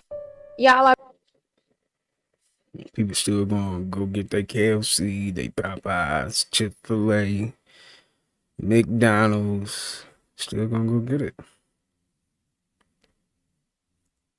Placing your hands together completes the electrical circuit Somebody of your probably body. doing it Your right now. hands are manifestations of your brain hemispheres. The left hand is the right brain, the creative one. The right hand is the left brain, the logical one. Tate uses these mudras as a technique to merge the brain hemispheres, to merge logic with creativity. Most people are trapped in their logical mind because society programs you that way. You're taught to use your right hand in writing to strengthen the left hemisphere, trapping you in logic, dulling creativity. Christianity, nuns are forced to write with their right hand to strengthen the left hemisphere. Hence why it's called writing. Sounds like the right, because they need you using the right side of your body to keep you in logic. Look at prayer. We place our hands together in prayer. This stems from an ancient form of meditation of placing the hands together to sync the brain hemispheres, to unlock consciousness. Because when the brain hemispheres work as one electrical system, consciousness expands. The mind becomes unified. Join my Telegram in the bio. Placing your hands together. You got a Telegram? Females are magnetic, they attract. Males are electric, they are the action taker. Everything is electromagnetic. Trees resemble brains. Their branches mirror electricity, which looks exactly like your nervous system because you are an electric technological being. The same fractal patterns appear on leaves, rivers, lightning. The sun gives life to the earth. Your soul gives life to your body. The sun is the universal soul. The day is life, the night is death. When you sleep, you enter your spirit, astral body, death. When you are awake, you enter your material body, life. Death is just a greater version of sleep. That's why we say sleep is the cousin of death. You are the universe in miniature, a fragment of God. Females are Y'all, something massive just happened on the earth, y'all. And just to prove it, look at the skies of Norway, y'all. Look at this. Look at these insane auroras just lighting up the sky of Norway, y'all. Also, when I looked at the video, I peeped this thing over here in the skies. And when I zoomed into it, it looked like this, y'all. It looked like somebody literally cut a piece of the sky open. Y'all see that? It looks like a smoke ring as well, but it looks like somebody just cut a piece of the cloud out or the sky out. Check this out from Disney World. Y'all see this? These are not just a byproduct of solar storms. Something deeper is happening here. Y'all see, look at the colors. Look. Y'all see that? It's flashing. And then y'all remember this portal that opened up all over the UK? Do y'all believe this has something to do with this? We've all seen some amazing videos of the Aurora Borealis, but nothing like this, y'all. This is breathtaking. This is literally Lisa Frank. When you think of Lisa Frank, you literally see this. The Hopi, the Norse, the indigenous tribes all across the world, they knew these lights were sacred. They knew when the sky danced, they understood that change was coming. And there's a great shift that's happening right now, right underneath their foot, y'all. And I believe sooner or later, everyone's going to see this around the world, y'all. The shift is here. Let me know what you guys think about this video. Let's go. That is beautiful seeing stuff like that, right? Hey, y'all, just a heads up. The entire East Coast is about to get rocked by some serious storms right now. I'm talking about tornadoes, destructive wind, possible flooding, and hell at that, y'all. All the way up from New York down to New Orleans and also northern parts of Florida. This whole mass of area over here, you guys can clearly see it's like all red. There's like no yellow, no green whatsoever. So everybody over here is under some severe tornado warnings. Now, you guys know as of late, the weather has been very unpredictable, and now over here you have multiple storm systems meeting and colliding to create the perfect storm situation to make calamity arise. Y'all remember the video I told you guys that they said Hurricane Alley was expanding? The most likely place in the world for a tornado is right here in Tornado Alley. In fact, look at the 1950s. You can see a clear line right through the center of the country. But if you fast forward to the 2010s, tornadoes don't necessarily stay in their alley. And they have no idea as to why this big change has occurred. But again, we're going through a shift. These storm systems are moving fast, and tornadoes come formed with little to no warning whatsoever. So y'all be safe out there, y'all. Let me know what you guys think about this video. Like, follow, and share for more videos, y'all. Let's get this shift. Peace out. Is reincarnation real? Yes. Do we have to reincarnate after we pass away? No. So reincarnation is a choice? Yes, thank you. If we reincarnate, is it always into a human being's body again? No, thank you. So we can reincarnate into something other than a human being? Yes. Thank you. Can we reincarnate into animals? Say Yes. object. Thank you. Can we reincarnate into plants or trees? Yes. Thank you. Is there status when it comes to reincarnation? Yes. Thank you. So do we get to choose at any point what we reincarnate into? Yes. Is that after we've reincarnated a certain amount of times? Yes. Thank you. Is reincarnation... That's interesting. Imagine being an object. Coming back as a tree. That's interesting. That's cool. What would y'all want to reincarnate if you came back? You reincarnated. What would you want to reincarnate as? For me, I say a bird. Because they can fly, you know. So if this system's still going on, you feel me? Let me be a bird. Just let me fly everywhere. You feel me? Dealing with the harsh reality that a heightened level of one's consciousness often leads to increased levels of isolation. And it's not that the emotionally intelligent or those who we would deem to be spiritually aware desire aloneness, because most of us don't. It's just the unfortunate result of an unwillingness to regress to a lower state or a lessened moral behavior for the sake of fellowship. In other words, I'm not about to act a fool, put up with abuse, endure what I don't enjoy, or do something out of character just to say I'm not alone. With a greater understanding of one's individual value comes a lesser tolerance for being devalued, unappreciated, undervalued, or disrespected. Those who improve themselves remove themselves from any environment that doesn't appreciate their presence. Because it takes so much work to get to a place of esteem and confidence to whereas you see yourself as valuable. So when you sense any regression around you, you want no part of that. It's the simplicity of the realization that the more I love God, the more I love myself. The more I love myself, the more I love others. But if I devalue myself, then my treatment toward others will become questionable. So I have to guard how I value myself. When your thinking elevates to that level, you then realize that the reciprocation for poor treatment is not poor treatment. The reciprocation for poor treatment is absence. Imbalance leads to collapse, and that which is uneven can never be equal. So why give ample energy to someone who's only offering minimal effort to you? Proximity, protection, and emotional boundaries are just a part of being relationally intelligent. You're doing it for your own betterment so that you can not only love you, but you can efficiently. I am dealing with the harsh reality that a heightened level. So what is the Elohim, right? A whole brain thinker, right? Is when you use the reptilian part of the brain and the mammalian part of the brain, right? The reptilian part of the brain is mostly for like animal drive. That's the one that keep you alive, like human nature, your lower nature, survival, right? That's your survival instincts, which is the reptilian brain. That's what they want to trap you in, right? That's why you competitive against other people. That's ego. That's why you feel like you got somewhere to go. It's really nowhere to go, nothing to do, but it's always something to be, right? So when you take the mammalian part of the brain, right, you override the reptilian and you become a mammal. You become, you feel me? Yo, everybody got to eat. Everybody got to survive. You start thinking different. But when you use all parts of the brain, the reptilian and the mammalian, right, you become a whole brain thinker, Elohim. You start using your brain. You become like the woman from Limitless, right? When you use 90% of your brain, right, that's when you become a whole brain thinker. You start using all aspects of your mind, your brain, and you see the capabilities that it has, all the powers, all the hidden potential that you have that they didn't tell you about because they said we only use 10% when you use more than that, and you can use more than that. This is why they want to attack you in the school during the 7 years, the blocky imagination, right? So a whole brain thinker using the reptilian part and the mammalian part. So if y'all research and look up everything that I just said in this, you're gonna be like, oh shit, that's what I've been doing. That's what I've been trying to achieve. You've been trying to achieve your full potential, tapping into the potential that's within you. And in the mental plane, that's using all aspects of your brain, which is the reptilian and the mammalian, using them to work together to get the God mind, right? The God mind, the mind of the universe, the mind of God, the Elohim mind.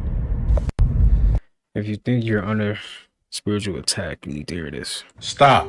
If you think you're under spiritual attack, you may be, and I can tell you how to find out. I get this question often. People want to know if they're under spiritual attack. There's a very easy way to find out. You fall into one of two categories. If you are not a Christian, no, you're probably not under spiritual attack. If you are a Christian or someone who is God curious about Jesus Christ, you probably are under attack. What most people don't realize is if you are not a Christian, if you're just a person who doesn't believe in God or doesn't follow Jesus Christ, Satan and his minions, demons, they will not waste their time with you. They've already got you. But if you are, in fact, a Christian and you follow Jesus Christ or you're curious, I just found out that cats see humans as cats. So cats think that humans are really big cats, just like them. And when you leave the house in the morning to go to school or work, cats think that you're going out to go hunting. And if you come home with like grocery bags or like your book bag, they think you've had a successful day hunting. But if you come home later than your usual time, your cat get anxiety because they like, yo, we done lost our cat out there hunting. I just found out that cats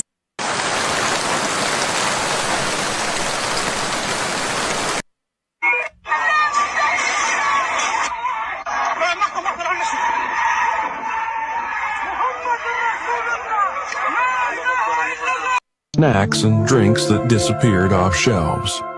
Stride gum.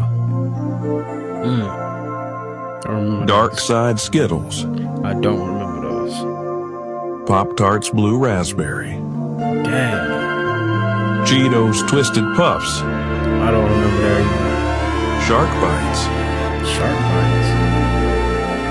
Hubba Bubba Ouch Gum. Nope, I don't remember that. Skittles Lime. I remember those. Chips Ahoy. Cookie Bars. Don't remember that. Waffle Sticks. Don't remember that. They had waffle sticks. Toaster Swirls. Oh, I remember those. Pringles Prints. Don't remember that. Reese Swoops.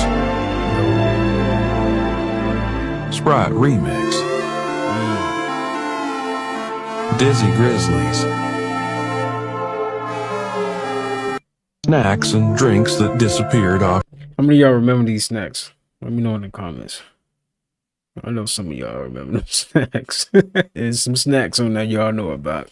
Because I have them, I didn't know. I ain't know. Unexplainable flood appears in Phuket, Thailand beach resort before the 7.7 magnitude earthquake arrived. Is that a giant feet? People who were staying in the hotel, looking at the balcony, noticed this. Now, could this be the sign of what happened on Friday? Here it comes. Unexplainable flood appears. What?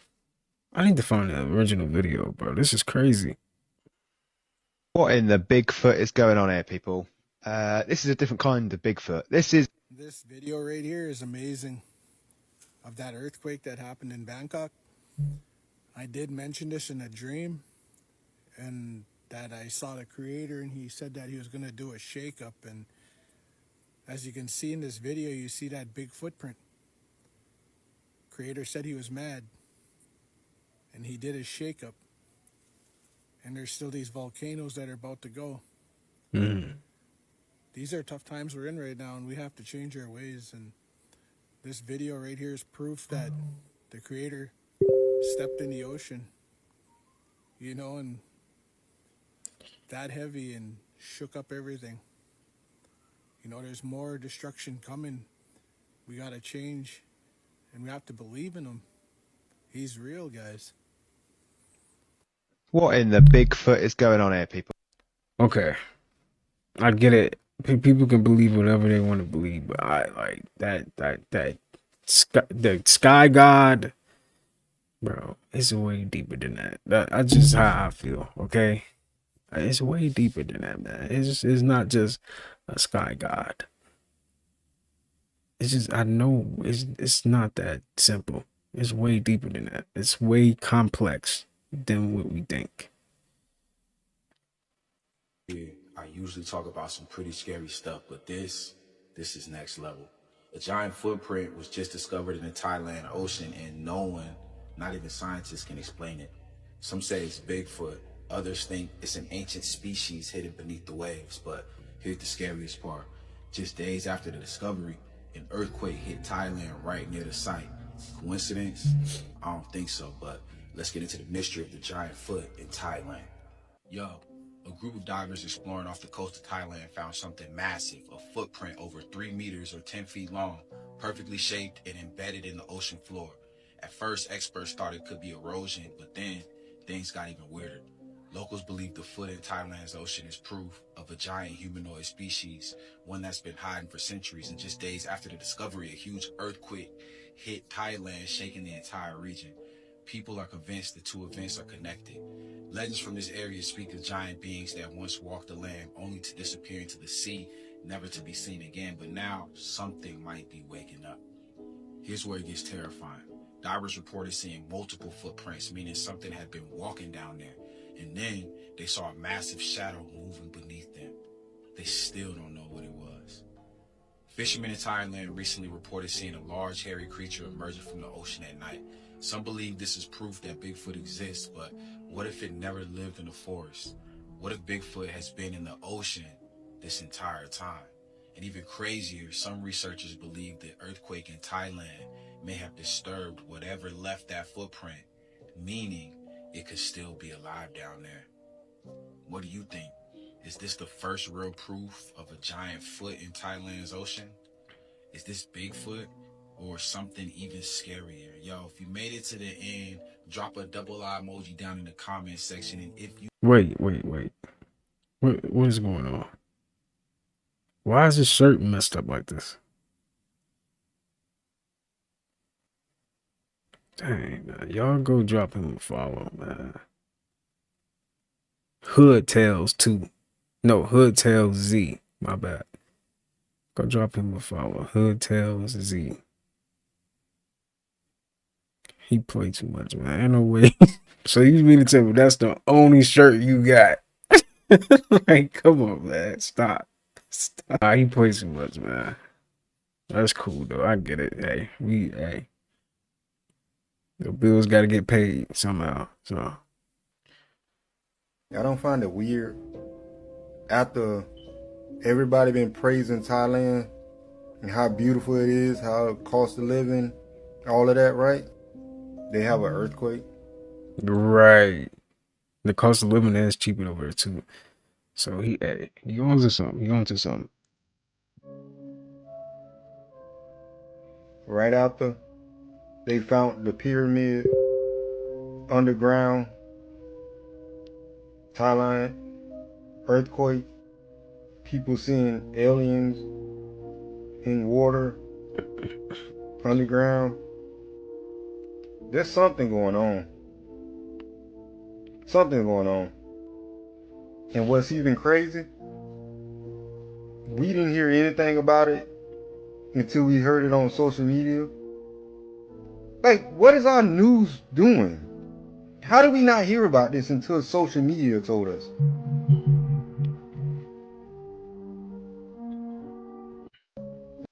Is that sexy red? Is that sexy red? Do you think British horses neigh differently than other horses in the world? Yeah, they do. I mean, they neigh more posh. Could you give us a posh neigh? That was so... Do you think British... Why is it astronauts always do this symbolism? These are the only 3 monkey emojis. It symbolizes speak no evil, see no evil, hear no evil. Have you ever seen something horrible and it makes you shiver? Light is information. It enters the brain through the retinas of your eyes. This information affects your whole nervous system. Everything you see, touch, taste, hear and smell positively or negatively affects your nervous system and contributes towards shaping and molding your mind. And your mind shapes your reality. Astronauts do this because they're Freemasons and they know everything that enters them is shaping them in some form. See no evil, hear no evil, speak no evil, people. Why is it astronauts always...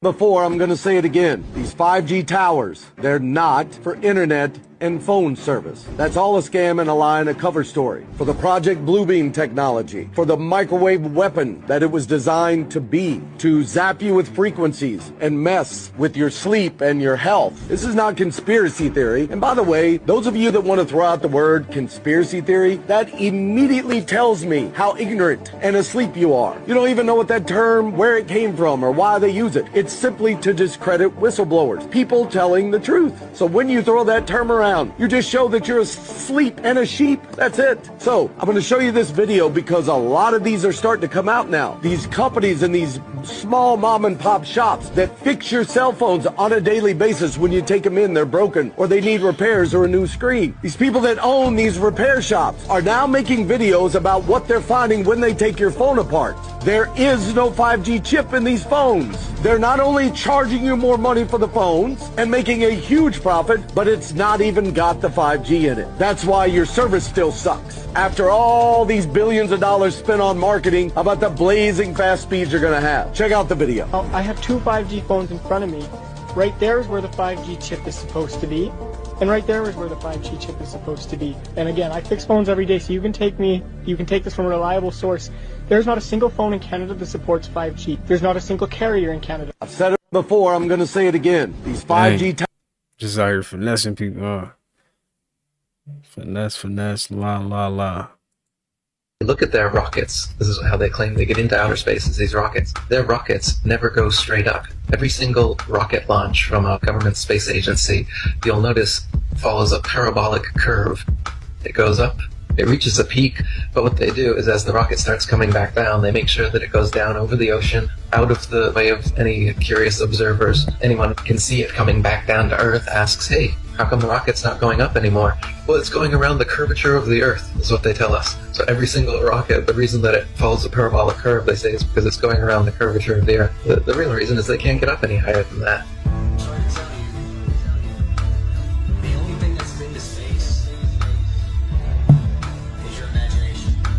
They tell us that the Earth is a sphere. They show us pictures of a sphere, of a circle. It's a perfect circle. And then they come out and they say, well, it's actually an oblate spheroid. Oh, what's that?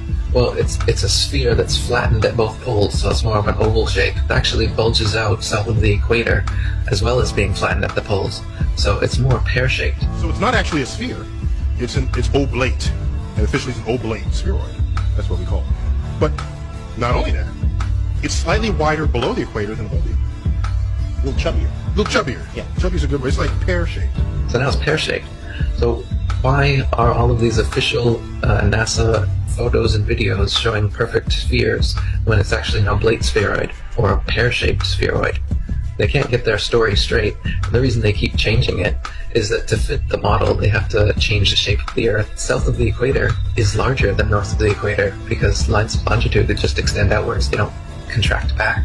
So they concede that in their pair model. They say, well, the side bulges out south of the equator. It's bigger south of the equator. Yeah, it is, because it's flat. But instead of admitting that, they just, make tweaks to their model as time goes on. They say that the ball Earth tilts back 23.5 degrees. That's another tweak they made because we can see Polaris, which is right over the North Pole, from 23.5 degrees south latitude. Shouldn't be able to see that on a ball.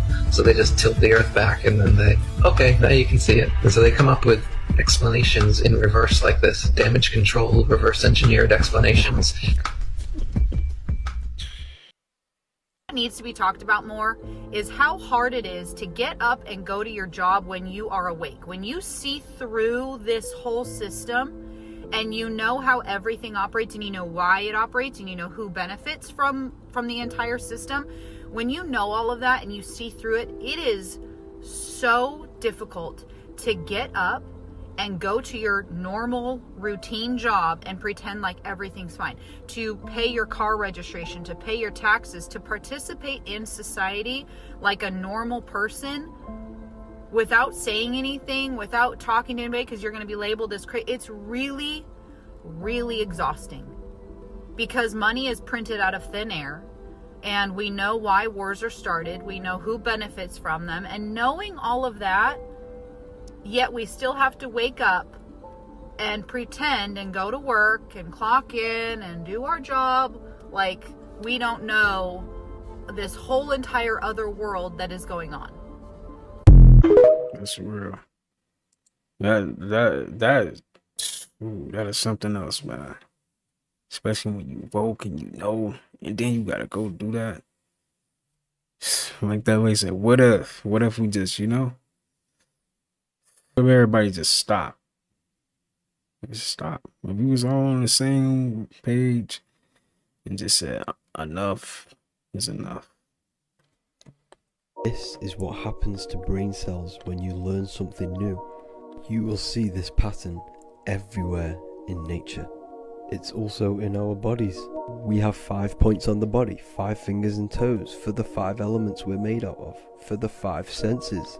We have 7 energy centers for the 7 planets. We have 12 systems of the body, 12 cranial nerves for the 12 zodiac signs. Surely this all can't be just a coincidence. Man is truly a measure of the universe. No 2 rocks flying in space banged together and created this creation. You don't realize you are the most powerful being in this creation. Us humans are sleeping gods. We have the ability to take a non-physical thought and manifest that into a physical, tangible object. Type of weird, I don't know what this is. UFO portal. What do y'all think this is? Jesus. Det begynte så smått etter hvert, og da forsvant som et lite sort hull.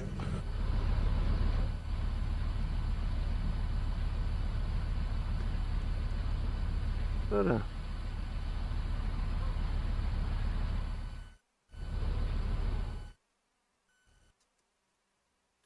That look crazy. I don't know what. There's something shining on it. That look crazy though. In 2013, a video was uploaded to YouTube of a trucker talking to a man about a massive underground secret city that was being built in the United States. They had to take this tunnel 100 miles in to reach this place, and apparently there were more of these tunnels. Check this out.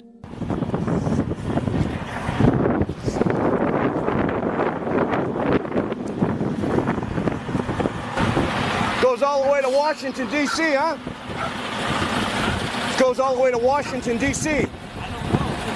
Yeah, you security? Yeah. How far have you taken this down to, how far have you actually ran a load?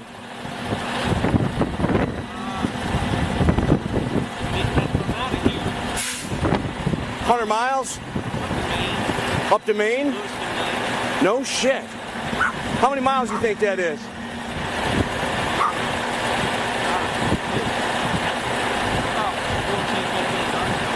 Man, that's unbelievable.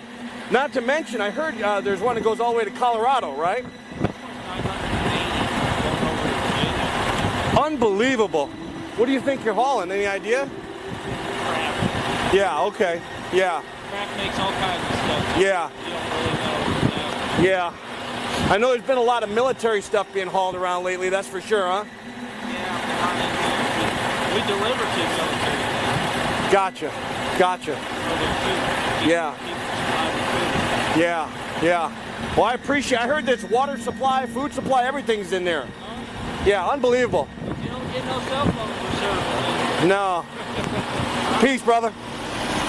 I mean, basically, you got an underground roadway system here that runs all the way to Maine, to Washington, D.C., to Colorado. It's fully stocked. It runs completely underground. And this is stocked with food, water, everything they need. It's an underground city. So this is the north entrance, and we're going to go see if we can do some more digging.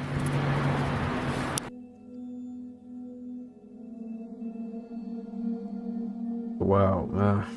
That's what they got, though. That's what they do. Y'all remember this?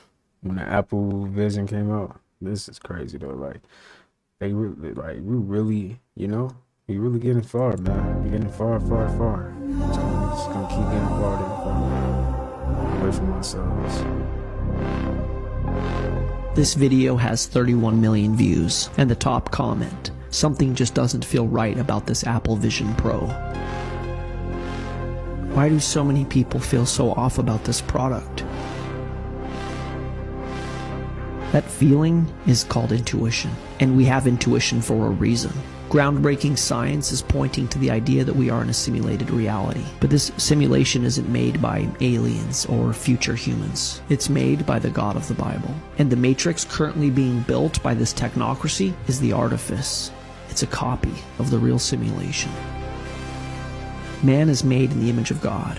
And so if God created a simulated reality that we are all in, what do you think man is going to make? Our own simulation. Pong, Mario, Minecraft, Fortnite, the metaverse. We're going into the machine. What it means to be human is being redefined. At the same time, scientists are promising us that they're developing the technology where we can download our consciousness onto a hard drive and live forever. When will uploading our brain become a reality? Digital immortality is starting now. So this is being godlike. You think this is a new idea? Where does this desire for man to want to be God and live forever come from? The Garden of Eden. This was man's original temptation. When the serpent came to Eve, what did he say to her? You will not certainly die. For God knows that when you eat from the tree, your eyes will be opened, and you will be like God. This universe is mine. I am God here. Beguiled by the serpent, the woman took the fruit and ate. What is the Apple logo?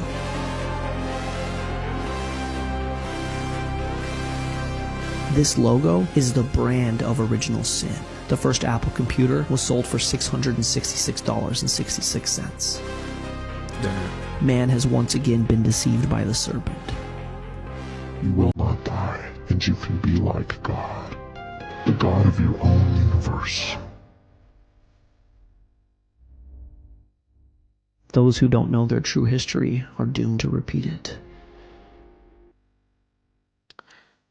Hey man, that's real though. Like they just trying to play God at the end of the day, man. And then it's not even to benefit the planet. Like it'd be different if there was benefiting the planet, right? If they actually made technology that's actually benefiting the planet, making stuff grow for people around the world, you know, instead of making us suffer. That's what they want. Suffer, the people that suffer while they stay in power. Playing with this God. Man. That's something I would definitely want to get. I ain't gonna lie. That's something that come in handy for real. Dope. And this is how they plan on taking the money off of the street. Things are changing fast in this digital world, so much so that a growing number of businesses will not even accept cash anymore. Yeah, they are starting to set up reverse ATMs. It quickly turns cash into a prepaid debit card to be used on the fly. And Dre Clark explains from New York City. Dre, I've never heard of this. Mitch has never heard of this. What's it about? Yeah, you know, I never heard of it either until I read about it last night. It's relatively new, but it's slowly but surely catching on. You know, cash is really still king, but reverse ATMs are definitely the way of the future as more businesses look for ways to go cashless. Here at Madison Square Garden in Midtown Manhattan, they already have machines inside the arena that can actually convert your cash into a debit card here. Now, here you can see exactly how it works. You load money into a kiosk like you see here, and within seconds, you can get a receipt confirming your conversion and a prepaid active card. Many of the prepaid cards are either MasterCard or Visa, and you can use them anywhere where those cards are accepted. I mean, hey, eventually we will get to that point. I feel like it's starting now, to be honest. Everybody, it's more and more people is like looking into crypto, you know, and most of all your money is on a card. So we get in there. We definitely get in there. It's definitely closer than what we think. I don't know what this is, but just look at the textures, look at the design. That's why I want to play this video. Just the design, like it's so detailed. Like they ain't doing this nowadays. They is not doing this nowadays. Like look at that. That is crazy, man. That is an art piece, man. For real. A work of art, man. For real.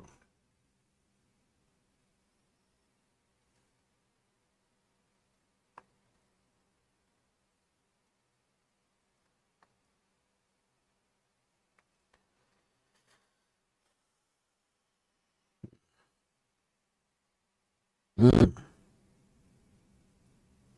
Mm-mm-mm.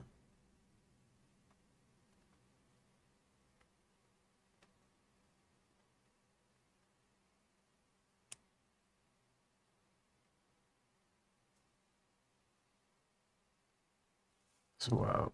Yo, this is creepy. What is this? The first time I saw photos like these, I thought they were AI generated until I researched further. They're called ITC photos, led by researcher Hans Kennis. This work is both intriguing and very simple to do, so I had to give it a go. The next few are mine, and although they aren't as clear as other more experienced photographers, they are interesting nonetheless. Check out the clarity of the hippo's eye. So, how does it work? Well, you need a light source like an oven light, a silver pan with water filled about a quarter of the way, a spoon or something to stir the water with, and a phone to take photos mid-action. Let's look at the grizzly bear I got. I agitated the water, I took photos on live, so I'm going through them frame by frame until I see something recognizable. The ancient Greeks, Egyptians, Nubians, and other cultures used water bowls for hydromancy. Kennis suggests this is a type of spooky action at a distance, where particles are entangled and the images photographed are the view of the entangled particle, which could be thousands of miles away or even in a different realm. Yo, okay. Hey, I guess you really be learning something new every day. Yo, that's wild. I'm not gonna lie, that is crazy. At first I thought it was AI too. Since he started talking about it, that was crazy. Y'all remember the guy that made car run off of water? Water has always been considered a precious commodity, but Stan Meyer's invention may make it even more valuable. He has developed what's called a water fuel cell. It has taken the place of his old gas tank. The water fuel cell breaks down water molecules into oxygen and hydrogen. The hydrogen is used to run his dune buggy. I don't care if you use rainwater, well water, city water, ocean water. If you don't have any fresh water, go ahead and use snow. If you don't have any snow available to you, they use salt water because there's no adverse effect to the fuel cell. Meyer started working on this project 4 years ago. He's not a scientist. He isn't even a chemist. In fact, he never graduated from college. Myers was determined, he says, to design something to protect this country from oil embargoes. And we have calculated that if we take the dune buggy from Los Angeles to New York, we would roughly use 22 gallons of water. The Pentagon flew a lieutenant colonel in last week to look at Meyer's invention. There's talk of possibly using it in the Star Wars defense program and to run army tanks. And you know, it's crazy that he even, passed away. So, but they don't want that. They don't want nothing like this. Because if that was the case, everybody would just be saving a lot of money. Yeah.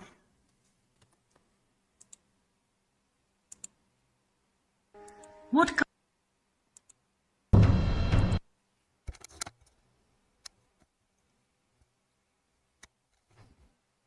I'm guessing this is a homemade motorcycle.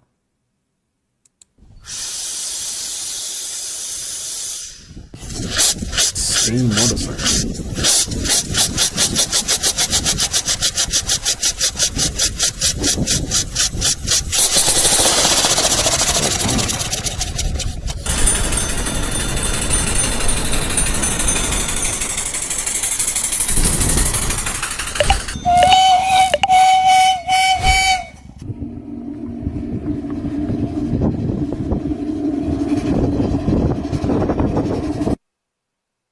It looked pretty fast. I'm not gonna lie. See what Joe Rogan talking about. Did you see the Washington Post article that they published recently about temperature change on Earth? No. Like what they've realized is over the last, X amount of thousands of years that the temperature on Earth is plummeting. Yeah. And it's dropping. And then when they look at the dips, this is the most important thing for anybody that's really freaked out about climate change. There's no static temperature of Earth ever. Mm-hmm. There's never been a time where it maintains a temperature until human beings came along and fucked it all up. Mm-hmm. That is just not real. Mm-hmm. Before human beings ever existed, if you trust these core samples, there's been a giant rise and fall and this constant dip. Yeah, there it is. Yeah. Scientists have captured Earth's climate over the last 485 million years. Here's a surprising place we stand now. Look at the dip at the end. Well, That's where we are. Yeah, that's reality. Okay. And then if you look at the course of history, you look at the rise and fall, like it's never a straight line. Way before human beings ever existed, if you believe these silly people. Way before human beings had ever existed. There's always this rise and fall. And this idea that the whole thing is based on carbon emissions from human beings, it's not true. We might be having an effect, but we're having a small effect, a very small effect. And the other things are completely outside of our control, including solar activity, the distance between the Earth and the Sun. You know, there's a lot of factors. So supposedly this dude is running his car off water. I took this out of video before the government took my water-powered car. Running on water. So this is the water tank. This holds 7.5 gallons of water. It recycles the water. So basically, as long as you keep this filled, it will continue running. This is your pump.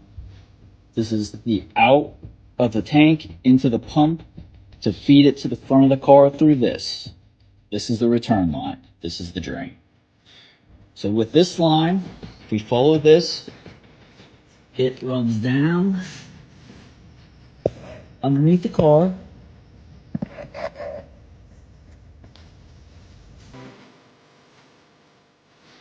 Goes through the heat exchanger, which is under here, which cools the water so that it runs better. Comes up from this line and into the top of the motor. This I can't talk about too much because this is where everything happens, but it dumps into here, and that is what makes the car run on the water.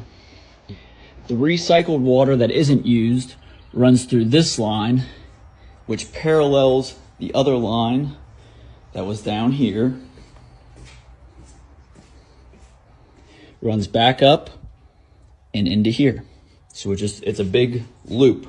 Continues looping, and that's how we get this thing to work. Got some antifreeze.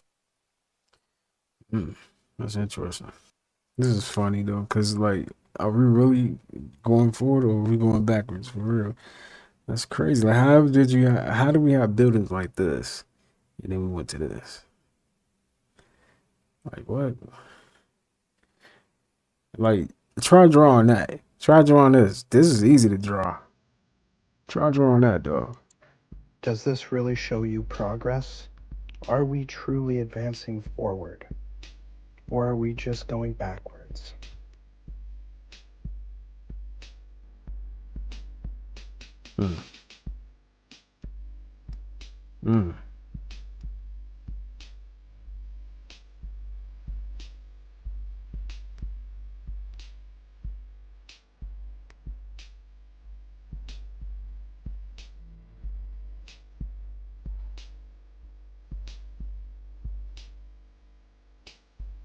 Seems quite obvious to me.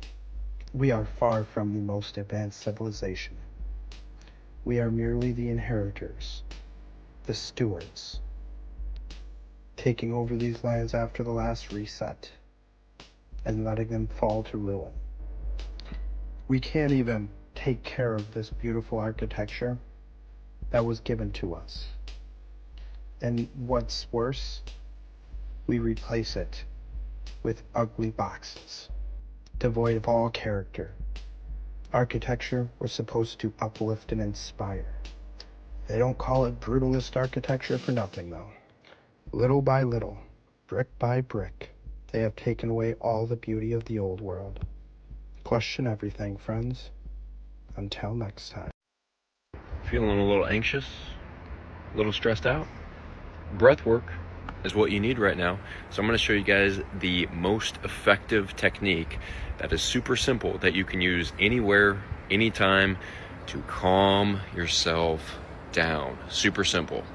It's called the physiological sigh. All it is a double inhale through the nose. So on the first inhale only about halfway, and the second inhale, fully expand your lungs, breathing into the belly, and then on the exhale, you hum, which will stimulate the vagus nerve to further downregulate your nervous system. So it looks like this.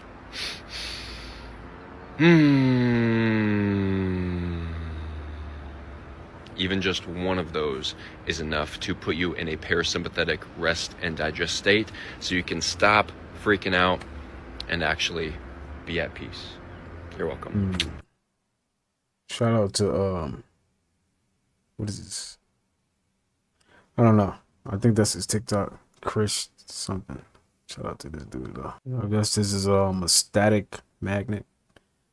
Despite what it looks like, this is not a magnet. Actually, it's something much more exotic. What exactly is the grid detecting? Magnets are underrated. Using an invisible Jedi magnetic force, these little objects attract ferrous material, and their attraction is permanent. Is there an equivalent for static electricity? Instead of attracting only ferrous materials, an object which can attract everything else. After spending the past month digging into studies, poring over manufacturing techniques, and formulating my own recipes, there is such a thing. Using carnauba wax, rosin, and beeswax.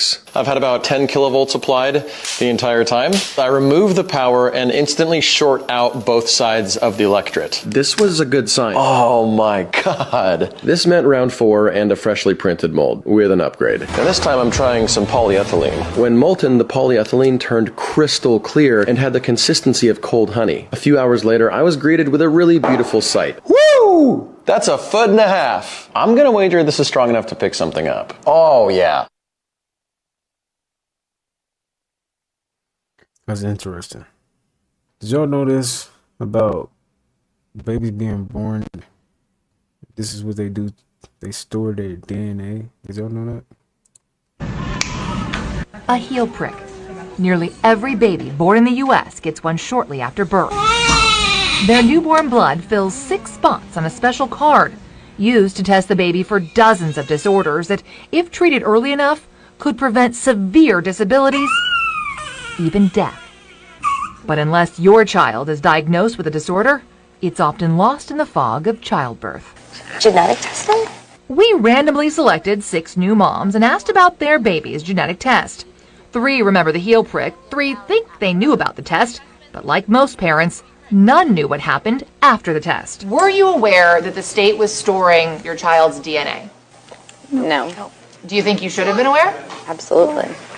You see, for the baby's own potentially life-saving test, researchers generally only need a few spots.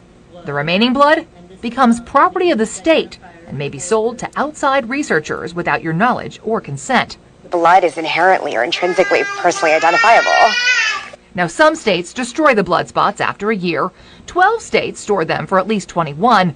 But California is one of 4 states that stores them indefinitely in a state-run biobank. I just didn't realize that there's a repository somewhere of every baby born in the state. It's like fingerprints. Companies aren't very good at keeping data safe. They try. There just should be accountability and transparency. While parents don't have the right to opt out before storage. That's wow. How many of y'all knew that? I didn't know that. This is interesting. This will blow your mind. Start by drawing 3 points in the shape of a triangle. To start us off, choose a point anywhere within this triangle. We'll draw more points by repeating 2 simple rules over and over. The first rule tells us to randomly select one of the original 3 points. For example, suppose we choose 3. The second rule tells us to move halfway from the point we just drew toward the selected point and draw another point. Now, we repeat the 2 rules from the point we just drew. Randomly select one of the original 3 points. Suppose we choose 1 this time. Move halfway from the point we just drew toward point number 1 and draw another point. Now we'll repeat once again. After each new point, we'll randomly select one of the original 3 points, move halfway toward it, and draw another point. The question is, what happens if we draw hundreds or even thousands of points using these 2 simple rules over and over? Well, here's what it looks like after 100 points, and here's what it looks like after 1,000 points, and finally, here's what it looks like after 25,000 points have been drawn. As if by magic, this eerie image emerges. It's known as the Sierpinski triangle, and it's a famous fractal. Amazingly, although the points are drawn in a random manner, the Sierpinski triangle will always materialize after enough points are drawn. How many of y'all knew y'all could do this?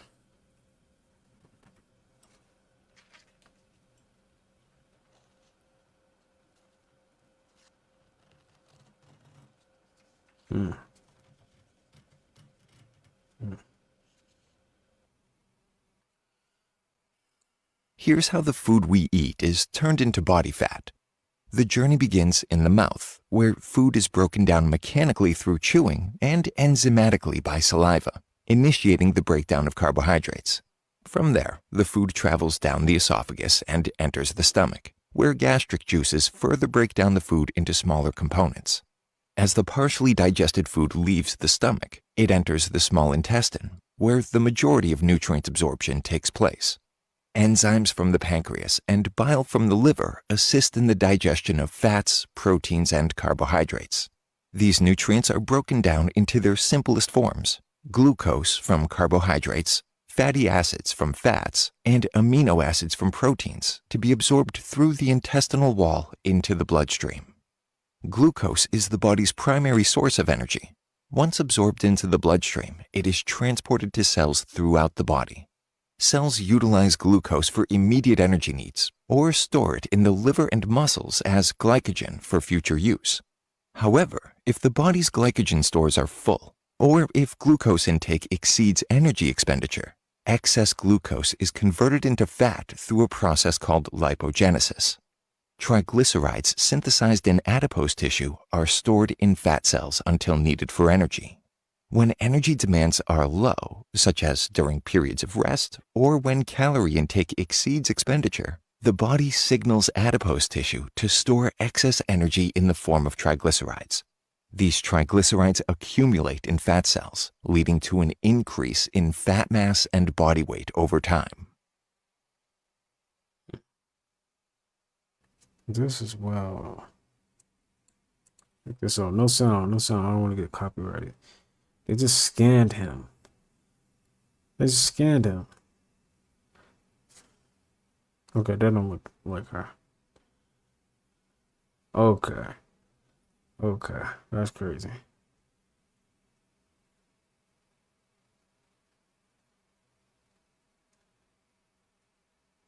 What? That's wild. That's crazy. Everything is vibrating. Can you see it? Everything is speaking. Can you hear it?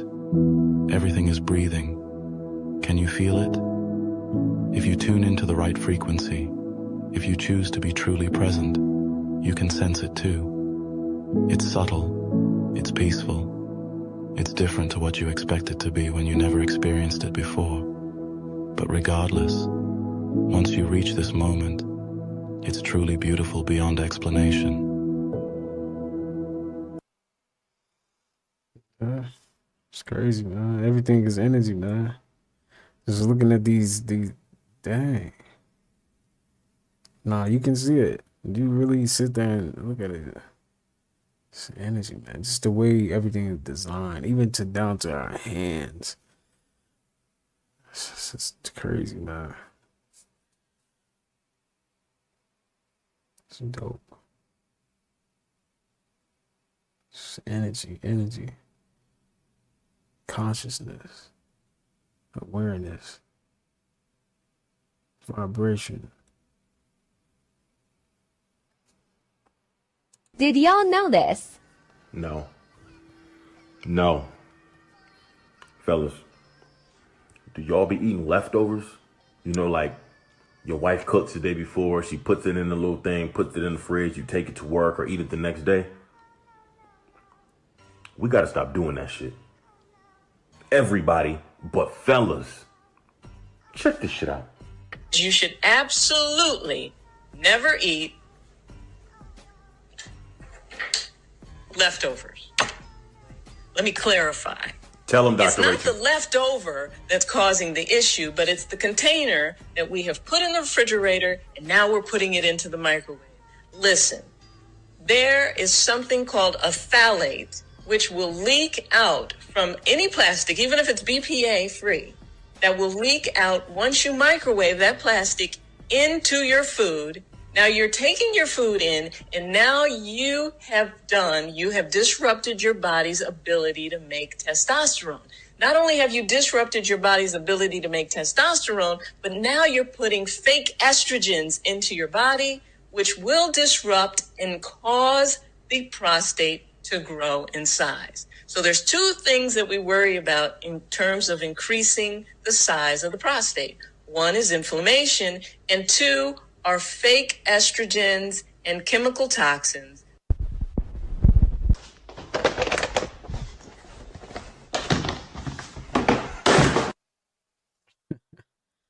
I feel up, man. You gotta, dang, that's crazy. That's wild, man. How many of y'all knew that? We got green lasers, we got running water. What about solar and lunar light? Whenever you apply quartz to a power spot, whether it's in nature or it's on the human body, you're going to amplify the energy there. Gold is understood to be literally, not metaphorically, a crystallization of the energy field emanation from the sun. Silver is the literal crystallization of the energy emanation of the moon. They found that virtually every biological pathogen would be killed by silver. And they show you over a period of a few months them regrowing the entire finger. No way. Absolutely.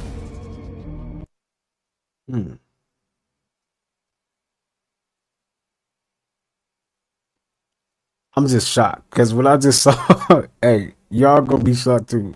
Nah, y'all gotta see this. Okay, I've been wearing this wig all night and it's itchy, it hurts. We are going to remove this wig. Yep.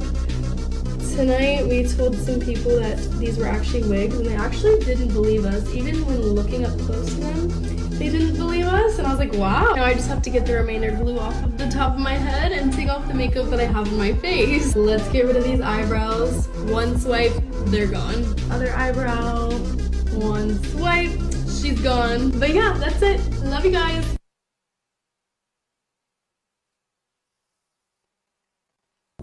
You would have never known. How would you know? Like, that's crazy, man. That's dangerous. What is your body telling you? Any sore, any cut, any burn, any inflammation, any fever, any itis of any sort, any bruise is anger. All these things are anger that's turned against the self. Hair, metaphysically, is strength. Now, it's interesting when you think about how hair grows. The hair grows through the hair follicle. And very often, when we get tight and tense and nervous, we have it started back here in the shoulders, we bring it up through the neck and over the top of the scalp, and very often we bring it down around the eyes too. But when the scalp is really tight and the hair can't breathe, then it falls over and dies. And if we keep that scalp really tight with tension, the new hairs can't grow through, and we get what we call baldness. Now, just for a moment, I would like everybody in the room to relax their scalp. Okay, did your scalp move? You don't have to tell me, just know yourself. That means that you normally keep your scalp in a state of tension. And it might be a wonderful exercise for you about 10 times a day to just say, scalp, you can relax. Just let go. And begin to make a habit of relaxing your scalp. Tightening your scalp does not do anything in the world. Getting grounded with the earth is, man, it's the best feeling ever, man, especially on a hot day. But this video right here, this is for educational purposes on YouTube. Nothing against. Sunlight deficiency is the biggest cause of disease. This study showed that avoiding the sun is as risky for your health as smoking. And others show that insufficient sun exposure is responsible for almost 400,000 deaths per year and an increased incidence of almost every single disease. Vitamin D is critical for things like dopamine synthesis and mood, weight loss, immune function, and our glucose metabolism. Vitamin D supplementation is associated with a 40% lower rate of dementia, and 4,000 IU of vitamin D a day boosted testosterone 40% in this study. However, the sun is so much more than vitamin D. Fat cells shrink in the sun, and sunlight improves our gut microbiome. The sun is also full of red and near-infrared light, which structures the water in our mitochondria into a jelly-like substance that boosts energy production. It also sets our circadian rhythm, our internal clock that helps us wake up and fall asleep on time. The fact that we fear the sun so much today reveals how far we've fallen. Hey, if you wasn't a person that didn't get in the sun last summer, make sure you get in that sun this summer. Water is money. That's why they call it currency.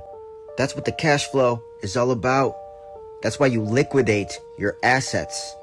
What's a bank? What's a riverbank? What's a riverbank do? A riverbank directs the flow of the currency.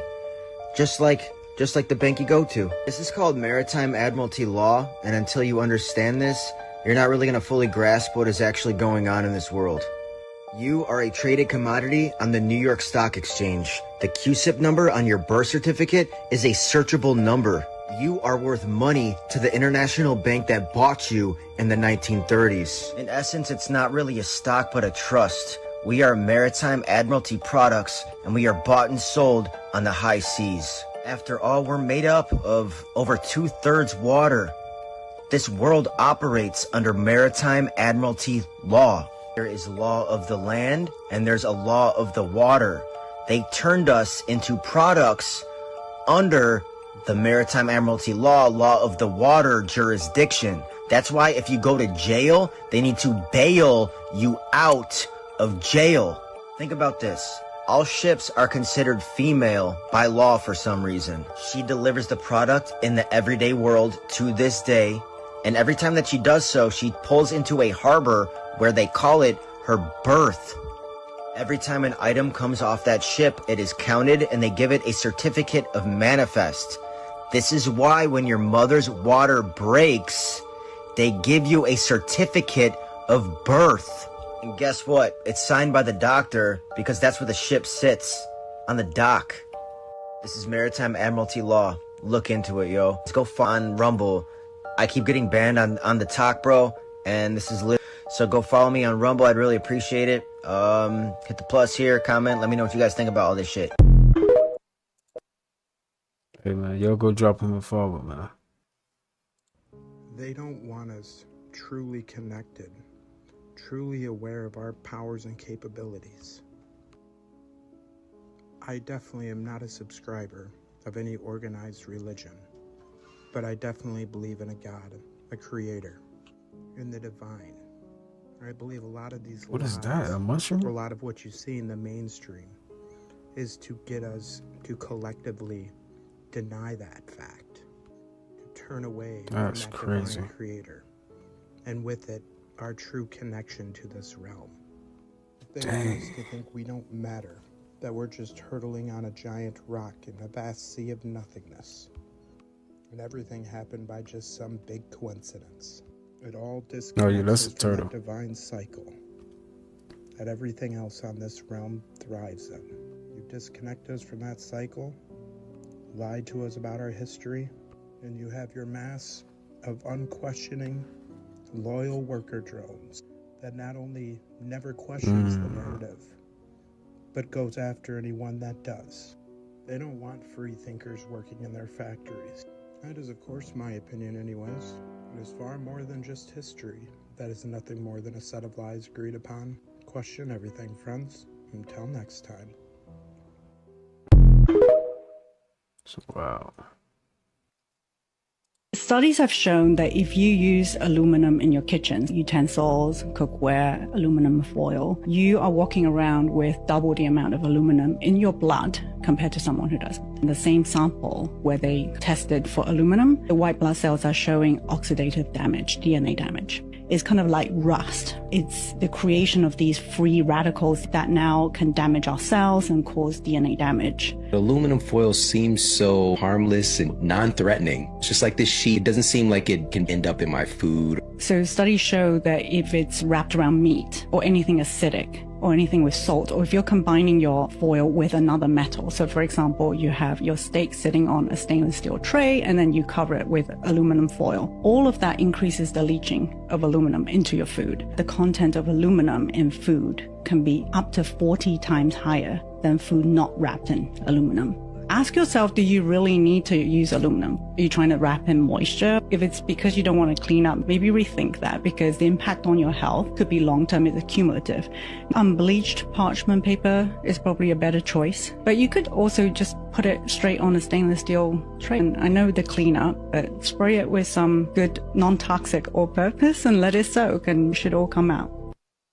How many of y'all would use aluminum foil still? You want to know why you're fucking tired? Because everyone is trying to pretend that everything that is happening in life right now is normal. It's not normal. It is not nearly the same way as it was 20 years ago, but we're trying to act like people aren't fucking depressed, mentally ill. Y'all, it's a spiritual war. It's a spiritual war. I have no reason to feel the way that I do, but I feel so heavy, and you want to know why you feel so heavy? Because you're feeling the pain of the collective consciousness, because we're all connected, and there are so many individuals who are suffering right now, because let's stop pretending that money has value. Let's stop pretending that you can go get healthy by going to the doctor's office. If I feel some type of way, I don't even want to go to the doctor's office because I don't trust them, because they're going to sell me fucking pills. Let's stop pretending like any of this is normal. You're trying to live a normal life, and you cannot, because it is not normal. So if you think I'm insane for talking about a huge consciousness shift, for talking about vibrational changes in the energy of our planet, you can. But I'm not fucking crazy, because there is no reason for us to be so tired and feel so heavy towards life. It makes no sense. You're not crazy. Something's happening. Okay?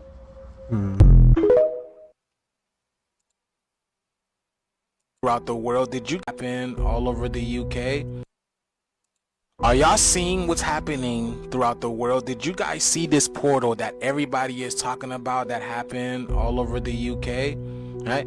And they're trying to play it off as if this is some type of SpaceX fuel dump. But when did SpaceX know how to open portals? Like, this is almost the same thing that we saw in Miami a few weeks ago that people were talking about, because it started off swirling around like this, but clearly everybody all over the UK was seeing this. I have so many pictures, y'all. Here go another one over here, y'all. This cannot be SpaceX. This is way more advanced than what SpaceX has to offer. Even when it came to those clouds bursting open and started falling from the sky, and they said it's because the rocket exploded, but back in the day, that's not how rockets exploded. Y'all can clearly see that. Look at this, y'all. Look at the transition. Look at that. It literally looks like water rippling open, and we know about the waters above, y'all. How is this SpaceX? Literally, that's what they be showing us in movies, at these how portals be coming up and opening. How do you explain this, y'all? This is a lot more than they're telling us. What do you guys think is this, y'all? This is crazy. Let me know down in the comments below, y'all. The shift is here. Let's continue to get it. Peace out. At this point in time, we cannot say that this is normal. Look at this. Peep this shit, y'all. Don't you ever look up and say, that's not normal. That's strange. Just look how many. I certainly do. They just be up there, don't they? It's crazy. It is strange. And it is odd. Do y'all see that they have a fresh one right there? I don't even know. Even for me, who's been filming for 2 years. 2 years I've been doing this. Longer than 2 years. And this is strange to me. This is hard. I got this video from a friend called Robin, right? She be posting stuff like this a lot, y'all. And she be having a lot of things that be going on in her area. Look at that, y'all. Just how many does it take to do that, bro? It's not normal. I just got a feeling like something is cooking up. Y'all feel me? Oh my!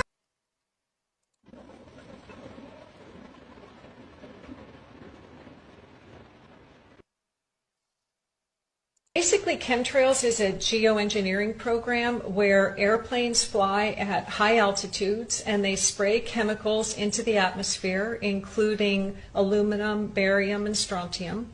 And then those metals fall to the ground and they land in our bodies, on the soil, in our trees, in our food, and in our water. Many people confuse chemtrails with the normal jet contrails. The difference is that the normal jet contrails actually dissipate within minutes, while the heavy metals in the chemtrails cause those trails to persist for hours. And it's not a hypothetical thing. There are 32 states that already have legislation that's related to weather modification.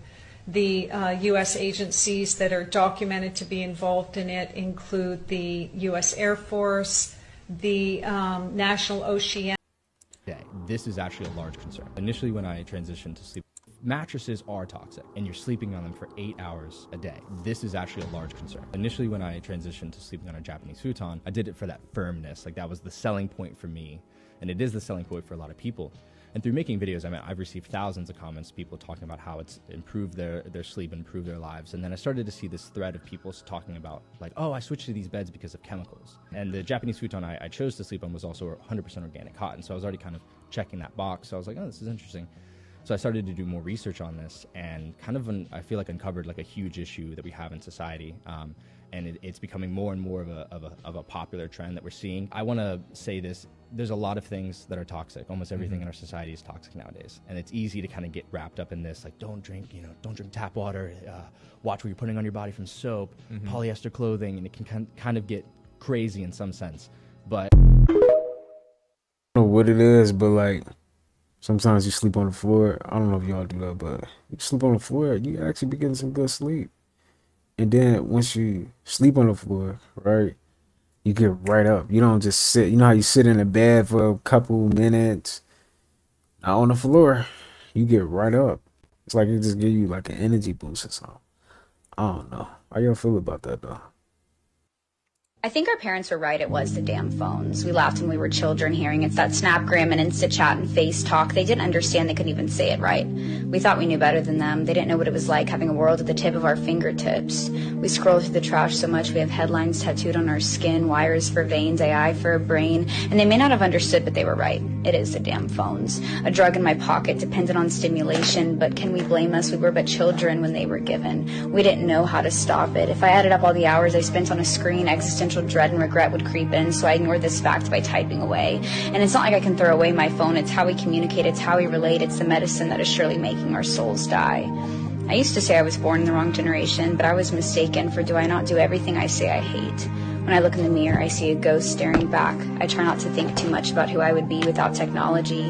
The character behind my phone screen has become self-aware, almost worse than being naive, for I know it's poison, but I drink anyways. We used to be scared of robots gaining consciousness, a lie by the media companies to distract us, as to not ourselves become conscious of the mess they created. We are the robots, we are the product, so I sit and I scroll and I rot and repeat. Sit and scroll and rot until my own thoughts are what is being fed to me on TV, until my own feelings are wrapped up in celebrities, until my body is a tool of my political identity. And so I sit and I scroll and I rot. And so I post on the internet how the internet has failed us so that I may not fail my internet presence. I think our parents were right. It was the damn phones. Hey, them phones phones is addictive for real. But I will say, it can be used in a useful way, but there's a time when you do need to just take a break, you know. How many of y'all have a non-toxic mattress? Because I don't. Here's what I look for. I look for organic cotton and or latex, especially if you're doing a vegan mattress, you're going to be looking for organic latex, and that's a GOTS certification. All right, that's a certification for global organic latex and cotton. All right, really important that you look for the GOTS certification. Wool is another one. You want to look for organic wool. Why wool? Wool is naturally antimicrobial. It is naturally balancing in terms of temperature for your body, and it is one of the cleanest, safest mattress materials. Another great certification to look for is called the Green Guard Gold certification by the UL Environment. All right, I also look for no harmful glue adhesives. That's important. So you're always looking for water-based. You are not looking for harmful glue adhesives. You can go either way with this. So coils in the mattress can absolutely be a beacon for EMFs.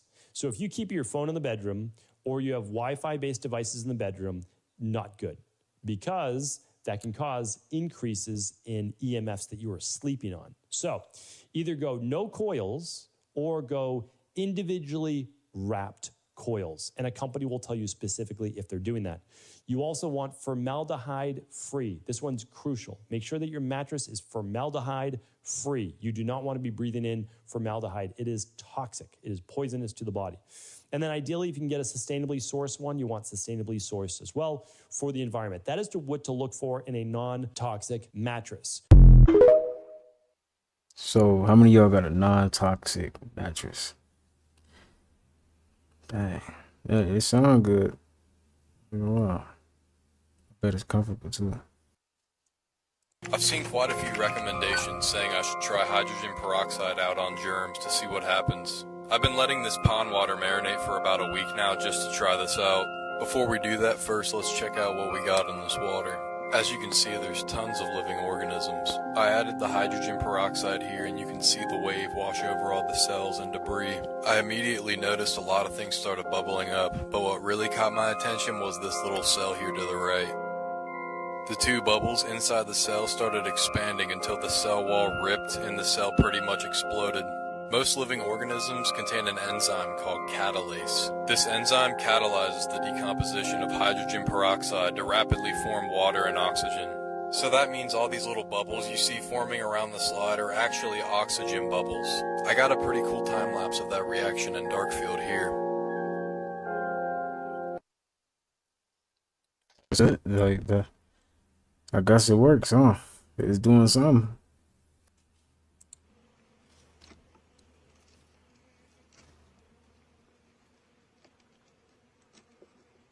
You ain't got no gloves on. You ain't got no gloves on. You gotta have some gloves on. That's one thing I do not want to mess with is a beehive. Some, you know.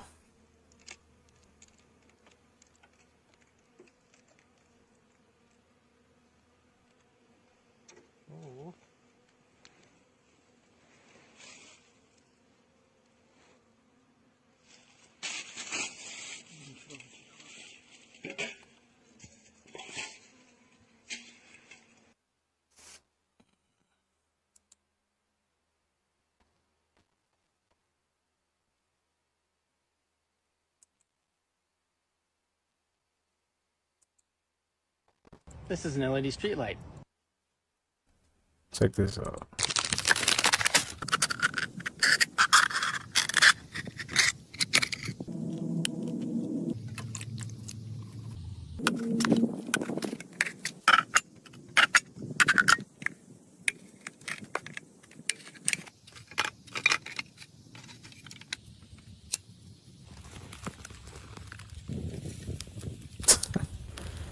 That's crazy. Yo, bro used the same can that he got the food out of. That's what's up. So when you hear Atlanteans and you hear Anunnaki, we're talking about the same people. See, Anunnaki means those that came from heaven to earth or from another place to this planet, from space to this planet. Any being from any planet, anywhere in the known universe that comes to earth is an Anunnaki. Okay, it's a generalized term. Just like if you were me, right? I live in Florida. I live in a city in Florida, right? So let's say Fort Lauderdale, Florida. If I hopped on a spaceship and went to another planet and people were there and they said, well, where are you from? I'm not going to say I'm from Fort Lauderdale, Florida. I'm going to say I'm an earthling from Earth, you see? And so it's a generalized name. Atlantean is a specific name of the type of civilization that they built. They built an Atlantean civilization on this planet. And I personally believe after many decades of research and investigation, reading over 1,000 cylinder scrolls, tablets, papyruses, ancient texts, and so forth, visiting with ancient sages and wisdom keepers and archaeologists all around the world, my personal hypothesis now is that it's not just Earth that was Atlantis. It was also the moon, and it extended all the way to Mars and maybe even beyond. They were an interplanetary civilization, not just a ring city in the middle of the Atlantic Ocean that sunk. That was just one capital of many capitals that existed on this planet. But they, in fact, were a interplanetary civilization. They had achieved what we would hope to achieve in the future. But you have to remember, according to these ancient tablets, they were approximately 1 million years ahead of us technologically, making anything that they do or did or still do to this day appear to be magic. When a more advanced civilization meets and engages a less advanced civilization, the less advanced civilization will deify the more advanced civilization. It's called a cargo cult. And what you have here on this planet, you have humanity, which is one gigantic 8 billion person cargo cult. Come down a little rabbit trail with me. So many people have no idea how important the Tower of Babel is and what it means. The all-seeing eye is the unfinished Tower of Babel mentioned in the Bible. George Washington was a renowned mason. And on the back of our $1 bill is M-A-S-O-N with the all-seeing eye. But you might ask, Ryan, why is that important? Let me show you this. The Washington Monument built in his honor is the tallest of its kind in the world. It is 555 feet high. Well, 555 feet times 12 inches is 6,660 inches. But you might ask, why is that important? I really hate to be the one to tell you this if you don't already know that. Nimrod was the one who built the Tower of Babel to go and try to defeat God. Well, Nimrod has 70 different names, whether that's Osiris or Apollo. Anyways, his birthday is December 25th, which is why we celebrate Christmas on December 25th. He's known for having a long beard, reindeer, and a Christmas tree. The Christmas tree represents Nimrod's penis, as it is the only part of his body not found. His wife started the tree tradition and hung balls on it. The garland is wrapped around it to signify a snake. The 5-pointed star at the top represents a pentagram. The whole thing is one big satanic celebration. The people of Babylon would make a wish for Moloch, and then they would place their babies to be burned alive into the arms of Moloch. And they believed that by offering up their babies to this god on December 25th, they would receive everything they had requested on their wish list in the year to come. The image of Moloch was a giant statue made of iron. Underneath this image was an umid, and it was stoked with wood until it became bright red. The image resembled today's modern-day Satan Claus or Santa Claus, and people are still offering up their children to Moloch. But Ryan, why is that important, and why should we care? Well, in Zechariah chapter 5, it tells us why. And this is the curse that goes forth over the face of the whole earth. An angel asked Zechariah, what do you see? And he says, this is an ephah. And I know an ephah is a unit of measurement that holds 10 omers, but that is the lead unit that holds. What does that look like, y'all? And where do these ephahs bear? And he says, to build a house in the land of Shinar. Where is Shinar? Nimrod was described as the king in the land of Shinar. That is in Iraq. Y'all, everything is connected. Everything has a meaning. And I need you to try to wake up as many people as you possibly can. Jesus Christ is the only truth that there is that we know of. And if you put your faith and your hope in Jesus Christ, you shall be saved and don't have to worry about all the lies and the deception that we've been told here on this earth. I'm telling you right now, please get your house in order. The deception, the end time deception is here, and we are being played like a fiddle, y'all. Get your house in order. Truth about chemicals on receipts. Register receipts, ATM receipts, the receipt the gas pump spits out, even baggage claim checks. If they're printed on thermal paper, they likely contain BPA. BPA is a chemical that raises safety concerns because it's linked to an increased risk of breast cancer, prostate cancer, cardiovascular disease, and reproductive abnormalities.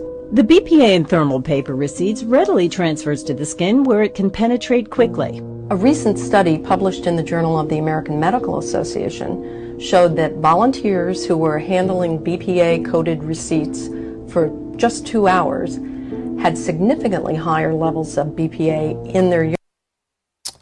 It's crazy. Stained glass windows. Go look up stained glass windows and how expensive stained glass windows are. Why are stained glass windows so expensive? Because the color spectrums that are coming through them are very healing. You have the reds and your blues and purples and greens and yellows, all these beautiful colors, all these fractals that are all coming through, which when those begin to hit your body, they structure your body. And stained glass windows are the same stained glass windows that are in the cathedrals. And you have to think of all the windows in the cathedrals. When your body walks into a cathedral, the water in your body becomes the exact depiction of the stained glass window in the cathedral. Water takes on everything because it takes on light. So when people would walk into those cathedrals, the water in their body would instantaneously look exactly like a stained glass window. And then the question is how did somebody know how to design something so beautiful? They knew that if I create this design, that if I walk in, the water in my body will take on that design. And think of everything now. You have everything in plastic and all this, like, it's junk. You don't have glass anymore. Glass is very magical. When you get into all the dyes of glass, you get in copper, a lot of copper, all that blue, different things with cobalt, different things with all these different dyes that they used to use. Well, somebody knew how to create colors. They know how to mix things together to create colors, to then craft stained glass windows, and then also structure the water of your body at the same time so you would begin to heal. That was dope, man. And it do look like these.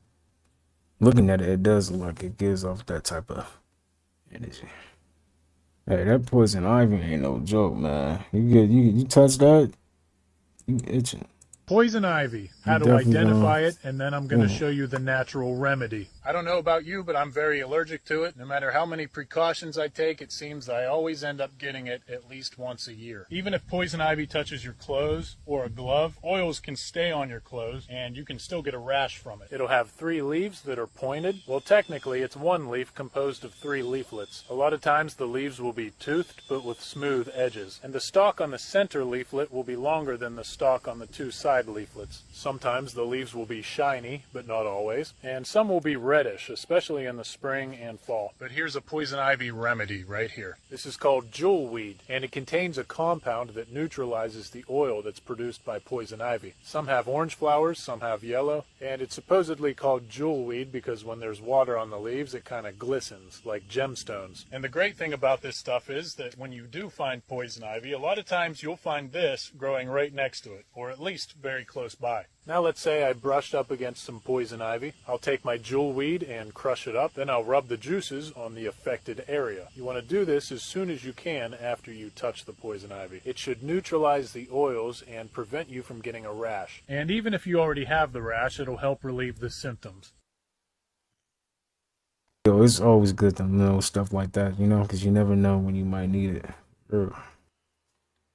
Why doesn't anyone talk about this? Evidence has just been released on the existence of ancient underwater cities. Our history is much different than we've been taught. In 1985, an ocean expedition by the National Institute of Oceanography discovered an ancient underwater city called Dwarka off the coast of India. The city not only contains intricately carved structures and road systems, but also mechanisms that once used to move. They must have had access to knowledge that made them extremely advanced. But here is where it gets crazy. This city was written about in the Mahabharata. In the ancient Hindu text, it is known as the Gated City and is one of the 7 pilgrimage sites. At its peak, there were 900,000 royal palaces, all constructed with crystal, gold, and emeralds. The team at the end of their expedition said that the evidence confirms the existence of a city in 1500 BC, and it is also reasonable to assume that it is the city mentioned in the Mahabharata. But this is where things get even crazier. It is also said to be where Krishna, the Hindu god, used to live. How do y'all feel about underwater cities? I think that we had that once. Look what happened to your blood just 24 hours after grounding. ATP is short for adenosine triphosphate. It's the energy currency of the cell. We're a bioelectrical being. That's the currency of our body. That's how it works. That's how we run our biological systems, is by generating this electrical energy that's transferred. And when we connect to the Earth through a conductive surface in some way, there's a transfer of electrons that slowly go into our body. We tried to figure out how much charge the body takes in when you touch the Earth. What happens is the body saturates with electrons practically instantaneously. It's so fast that you can't measure it.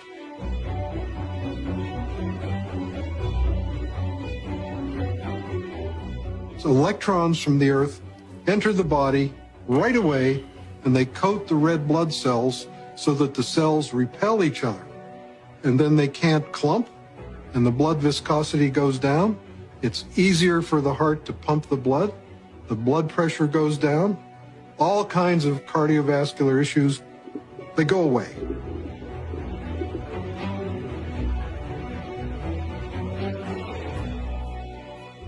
In situations where we are insulating ourselves from a surplus of electrons into our body, we're going to get the absolute opposite. So instead of having low levels of inflammation in a thin blood, we'll have thick blood that's more likely to clot, and our levels of inflammation tend to increase. And I'm just thinking on the way here, I was thinking about how maybe the thinning of the blood is the reason that all the physiological systems go into balance.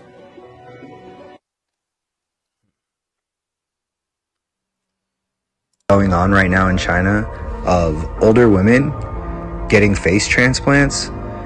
Now, I'm sure this is not new technology, and we've had the ability to probably do this for several years, and it's now just going mainstream. But my only question is where are they getting these faces from? Because if you ask me, this looks like a child's face.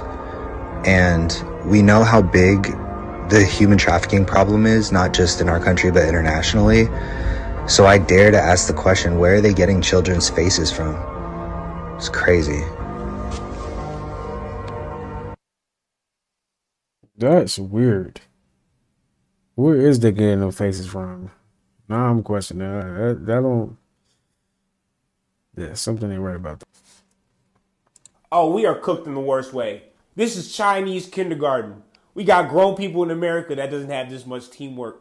What are our kids doing? On iPads, complaining, getting fat? Look at these kids. This is more. I know grown-ass people that can't do this. And these kids are 5. I'm so impressed. And this shit is just letting me know that America is currently being left in the dust. Because I know our next generation can't do none of this. They barely be in school. Be playing Fortnite. Look at this. Look what China doing. Look at these basketball skills and the teamwork that it takes to do this. Simultaneously on beat, not skipping a beat. And these are like 30 kids in a row. I don't think I can get 30 adults in America to be able to do this. Ooh, America, we better start cooking. We better get in the lab and start figuring out what we're doing, because I'll tell you right now, our kids ain't doing this. Behind the back, the motor skills are going insane. China is just absolutely cooking up with their next generation. You can tell they care. Look at this teamwork. That's like 50, I don't even know, 100 people doing one jump rope and one person jumping. They having fun. We can't do this.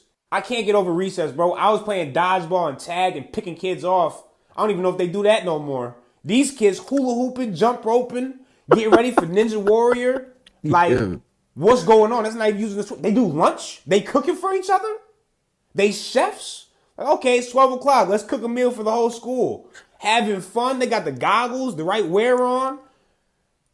I don't know how sanitary that part is, but regardless, China is leaving us in the dust. We need to lock in, America, because shit is looking dark. Yo, that's tough, man. And you're right. Some, old adults can't even, do that. Americans eat way too much too. Like,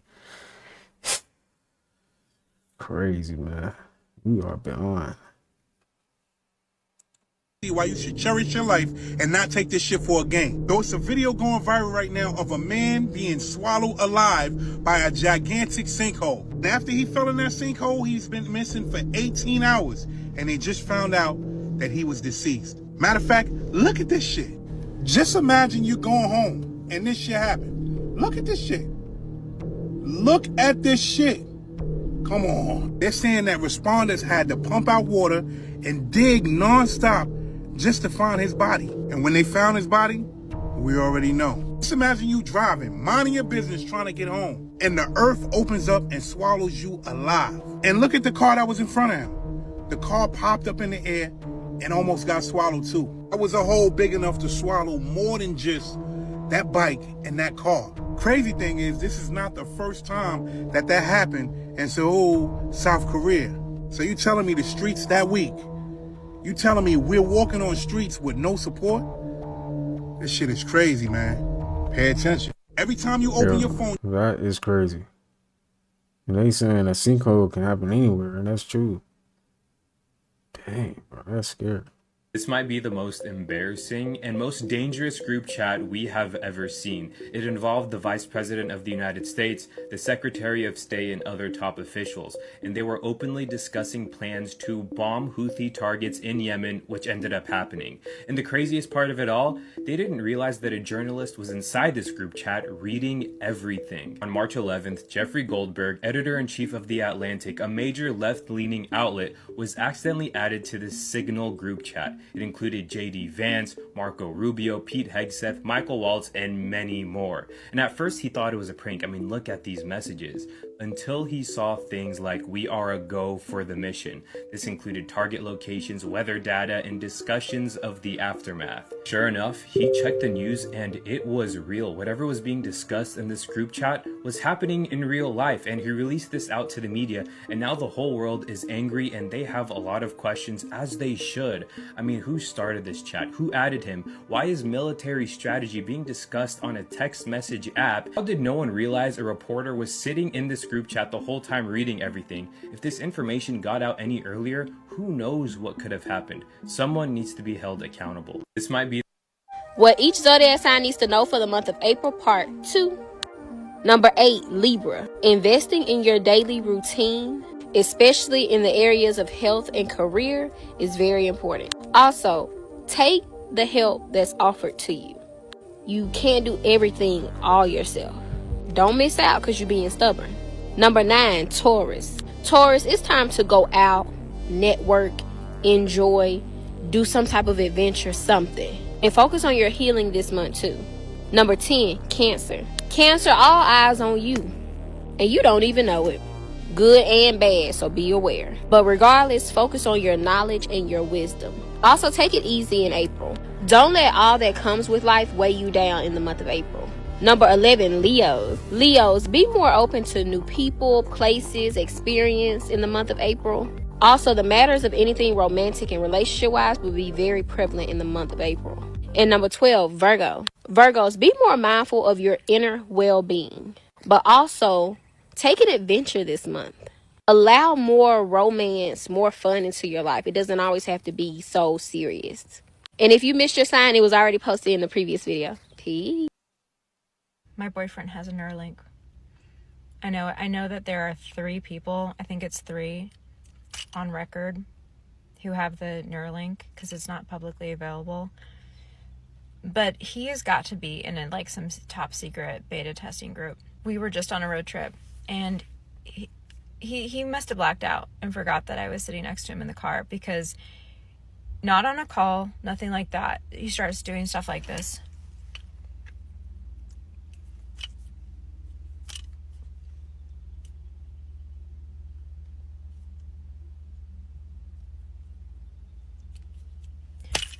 It went on for a while. And finally, I just was like, you got a Neuralink? And I thought that he would think it was funny, but instead he got really defensive. Why would you say that? Like, bad acting. So, I don't know. He drives a Tesla. There's something going on. I'm not a dummy. I feel like I'm in an episode of Black Mirror, to be honest with you. My boyfriend has a Neuralink. Right? Life's starting to really feel like that show, Black Mirror. If y'all know, you know. You know that honey lasts forever. It doesn't go off. It's not affected by viruses, bacteria, pathogens. It's one of those miraculous things. Apparently, the reason that honey does that is because of the frequencies of the bees' wings when they're building their honeycombs and when they're creating and bringing in the honey. So it's a frequency of the bee's wings that creates the hexagonal structure of honeycombs. It's also interesting is that the hexagonal structure is a structure of oxygenated and structured water that cures disease. This is really important. If any one of you can go and record the frequency of bees in a beehive, the buzzing of the bee's wings, and you take that frequency to a lab, a biochemistry lab, and you expose a petri dish of viruses, bacteria, and fungus to the frequency of the bee's wings, I suspect that that frequency will kill the bacteria. George Lakhovsky's multiple wave oscillator is a spectacular device with which he cured his father. Listen carefully. He cured his father of quadriplegia. You don't cure people of quadriplegia, right? His father was admitted with quadriplegia into the hospital in the USA. 6 weeks later, he walked out on crutches.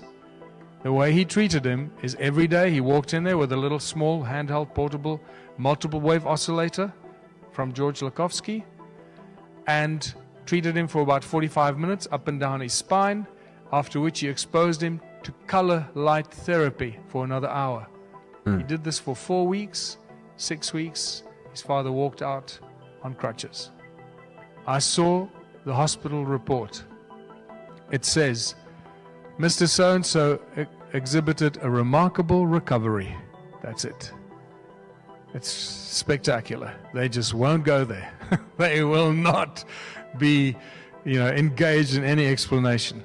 In 2011, Anthony Holland, this is now in a TED Talk, show us which frequencies kill cancer cells. Very briefly.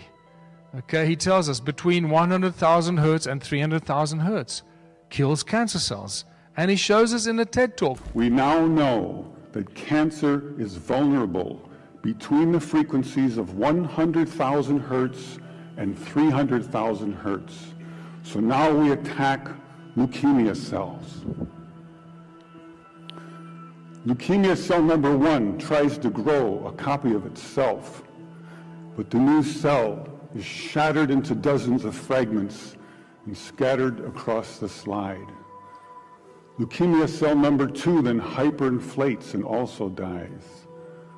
Leukemia cell number 3 then tries to make another cancer cell.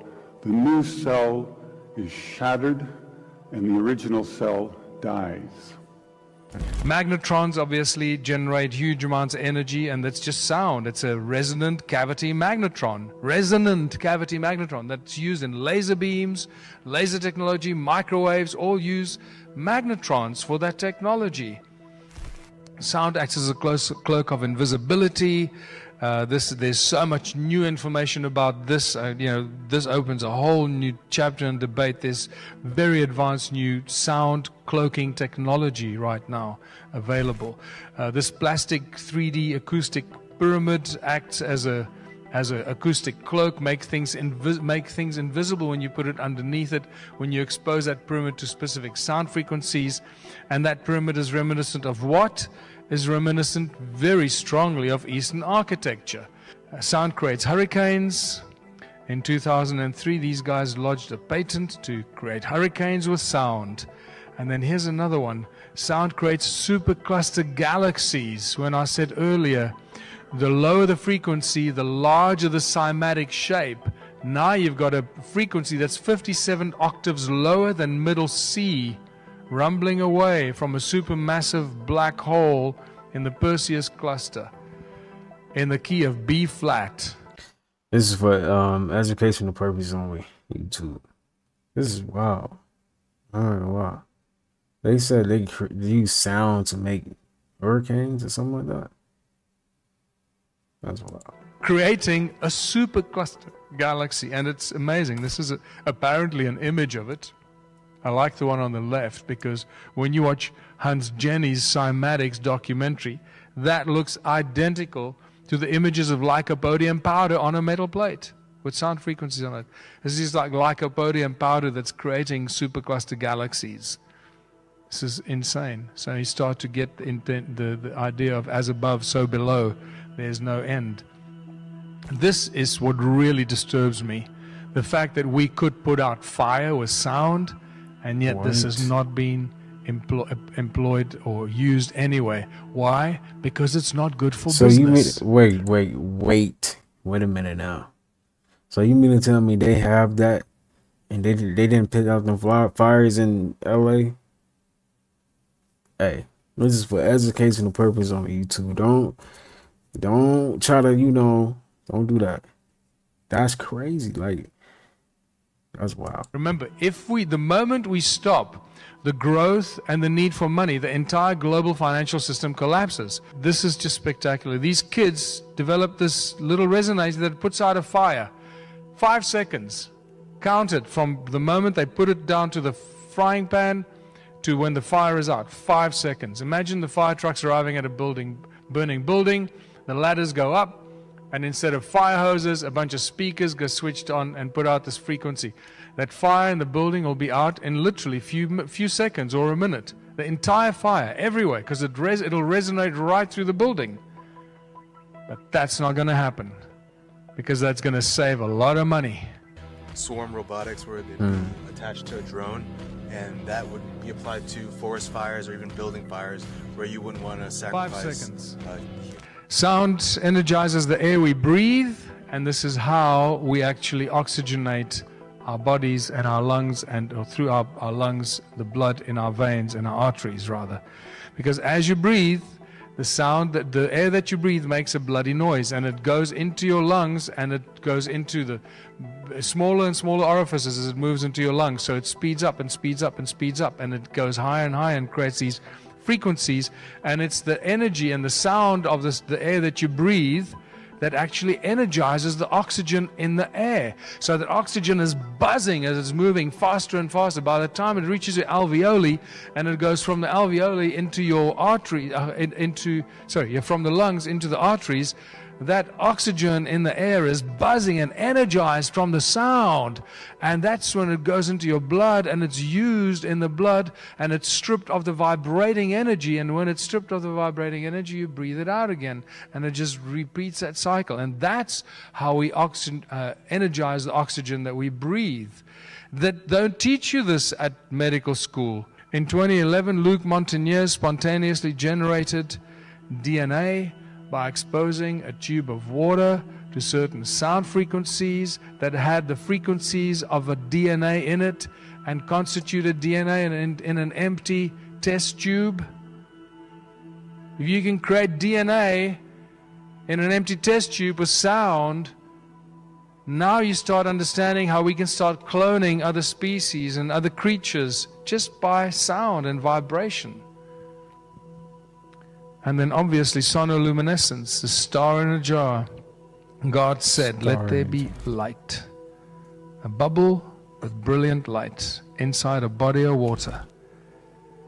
Is it possible that all the star systems that we see out there are actually just giant bubbles of light in a never-ending mass of water? I don't. Man, that is definitely some hidden truth, for real. I'm gonna have to rewatch that. Dreams are not what you think. When you dream, you are leaving the body into the astral plane. The astral plane is where thoughts manifest into images, imagination. So when you think of an apple and you see it, you are seeing into the astral plane. Your dreams are manifestations of your subconscious mind. The astral plane is like a spiritual copy of the physical plane. The etheric energy plane is what connects the astral to the physical world. This is why ether and ether are pretty much the same word. The ether is connecting the physical to the astral plane. Either is connecting two scenarios in language. I either support Man U or Liverpool. If you want to enter the astral plane, you can do this by lucid dreaming, where you become aware that you are dreaming. To do this, you want to journal every single dream in as much detail as possible and write it down. Do reality checks 3 times a day. Ask yourself, am I dreaming? This will trick your subconscious mind, and then in your dream you'll ask yourself this and you will become aware. The next step is the hardest. Try and let your body fall asleep but keep your mind awake. Now if you want to learn more about this, the link is in the bio for this powerful. This hand gesture can change your life. I'm not talking about just any gesture. These hand gestures are known as mudras. And if you hold your hand a certain way, it does a certain thing to you. But I want to talk about this one today, the Hakini mudra. Holding your hands in this position up to 15 minutes a day can benefit your mind in many ways. Some of the benefits is sharpen the mind, it improves concentration, it connects the left and the right side, and it helps with children suffering from autism. Here goes some more benefits and facts if you want to read about it. But the word Hakini equals the god of the forehead, the 6th chakra. And the sixth chakra, as we all know, is the third eye chakra. It literally heals the third eye, which explains why most of the benefits take place here. But Steve Harvey says something about this thing. It makes you confident. Trump does this with his hands too. So try it out for 15 minutes a day. Let me know how it benefits you. This hand gesture can change your life. Part 2. So in the last video, we went over the Hakini Mudra. If you didn't see it, go check out my page. But today, I want to talk about this powerful one. If you on the football field, if you have practice or sports practice, don't do this. Don't do this. Do this mudra. It literally helps you breathe a lot deeper than you normally can. So, and it's great for detoxing the lungs.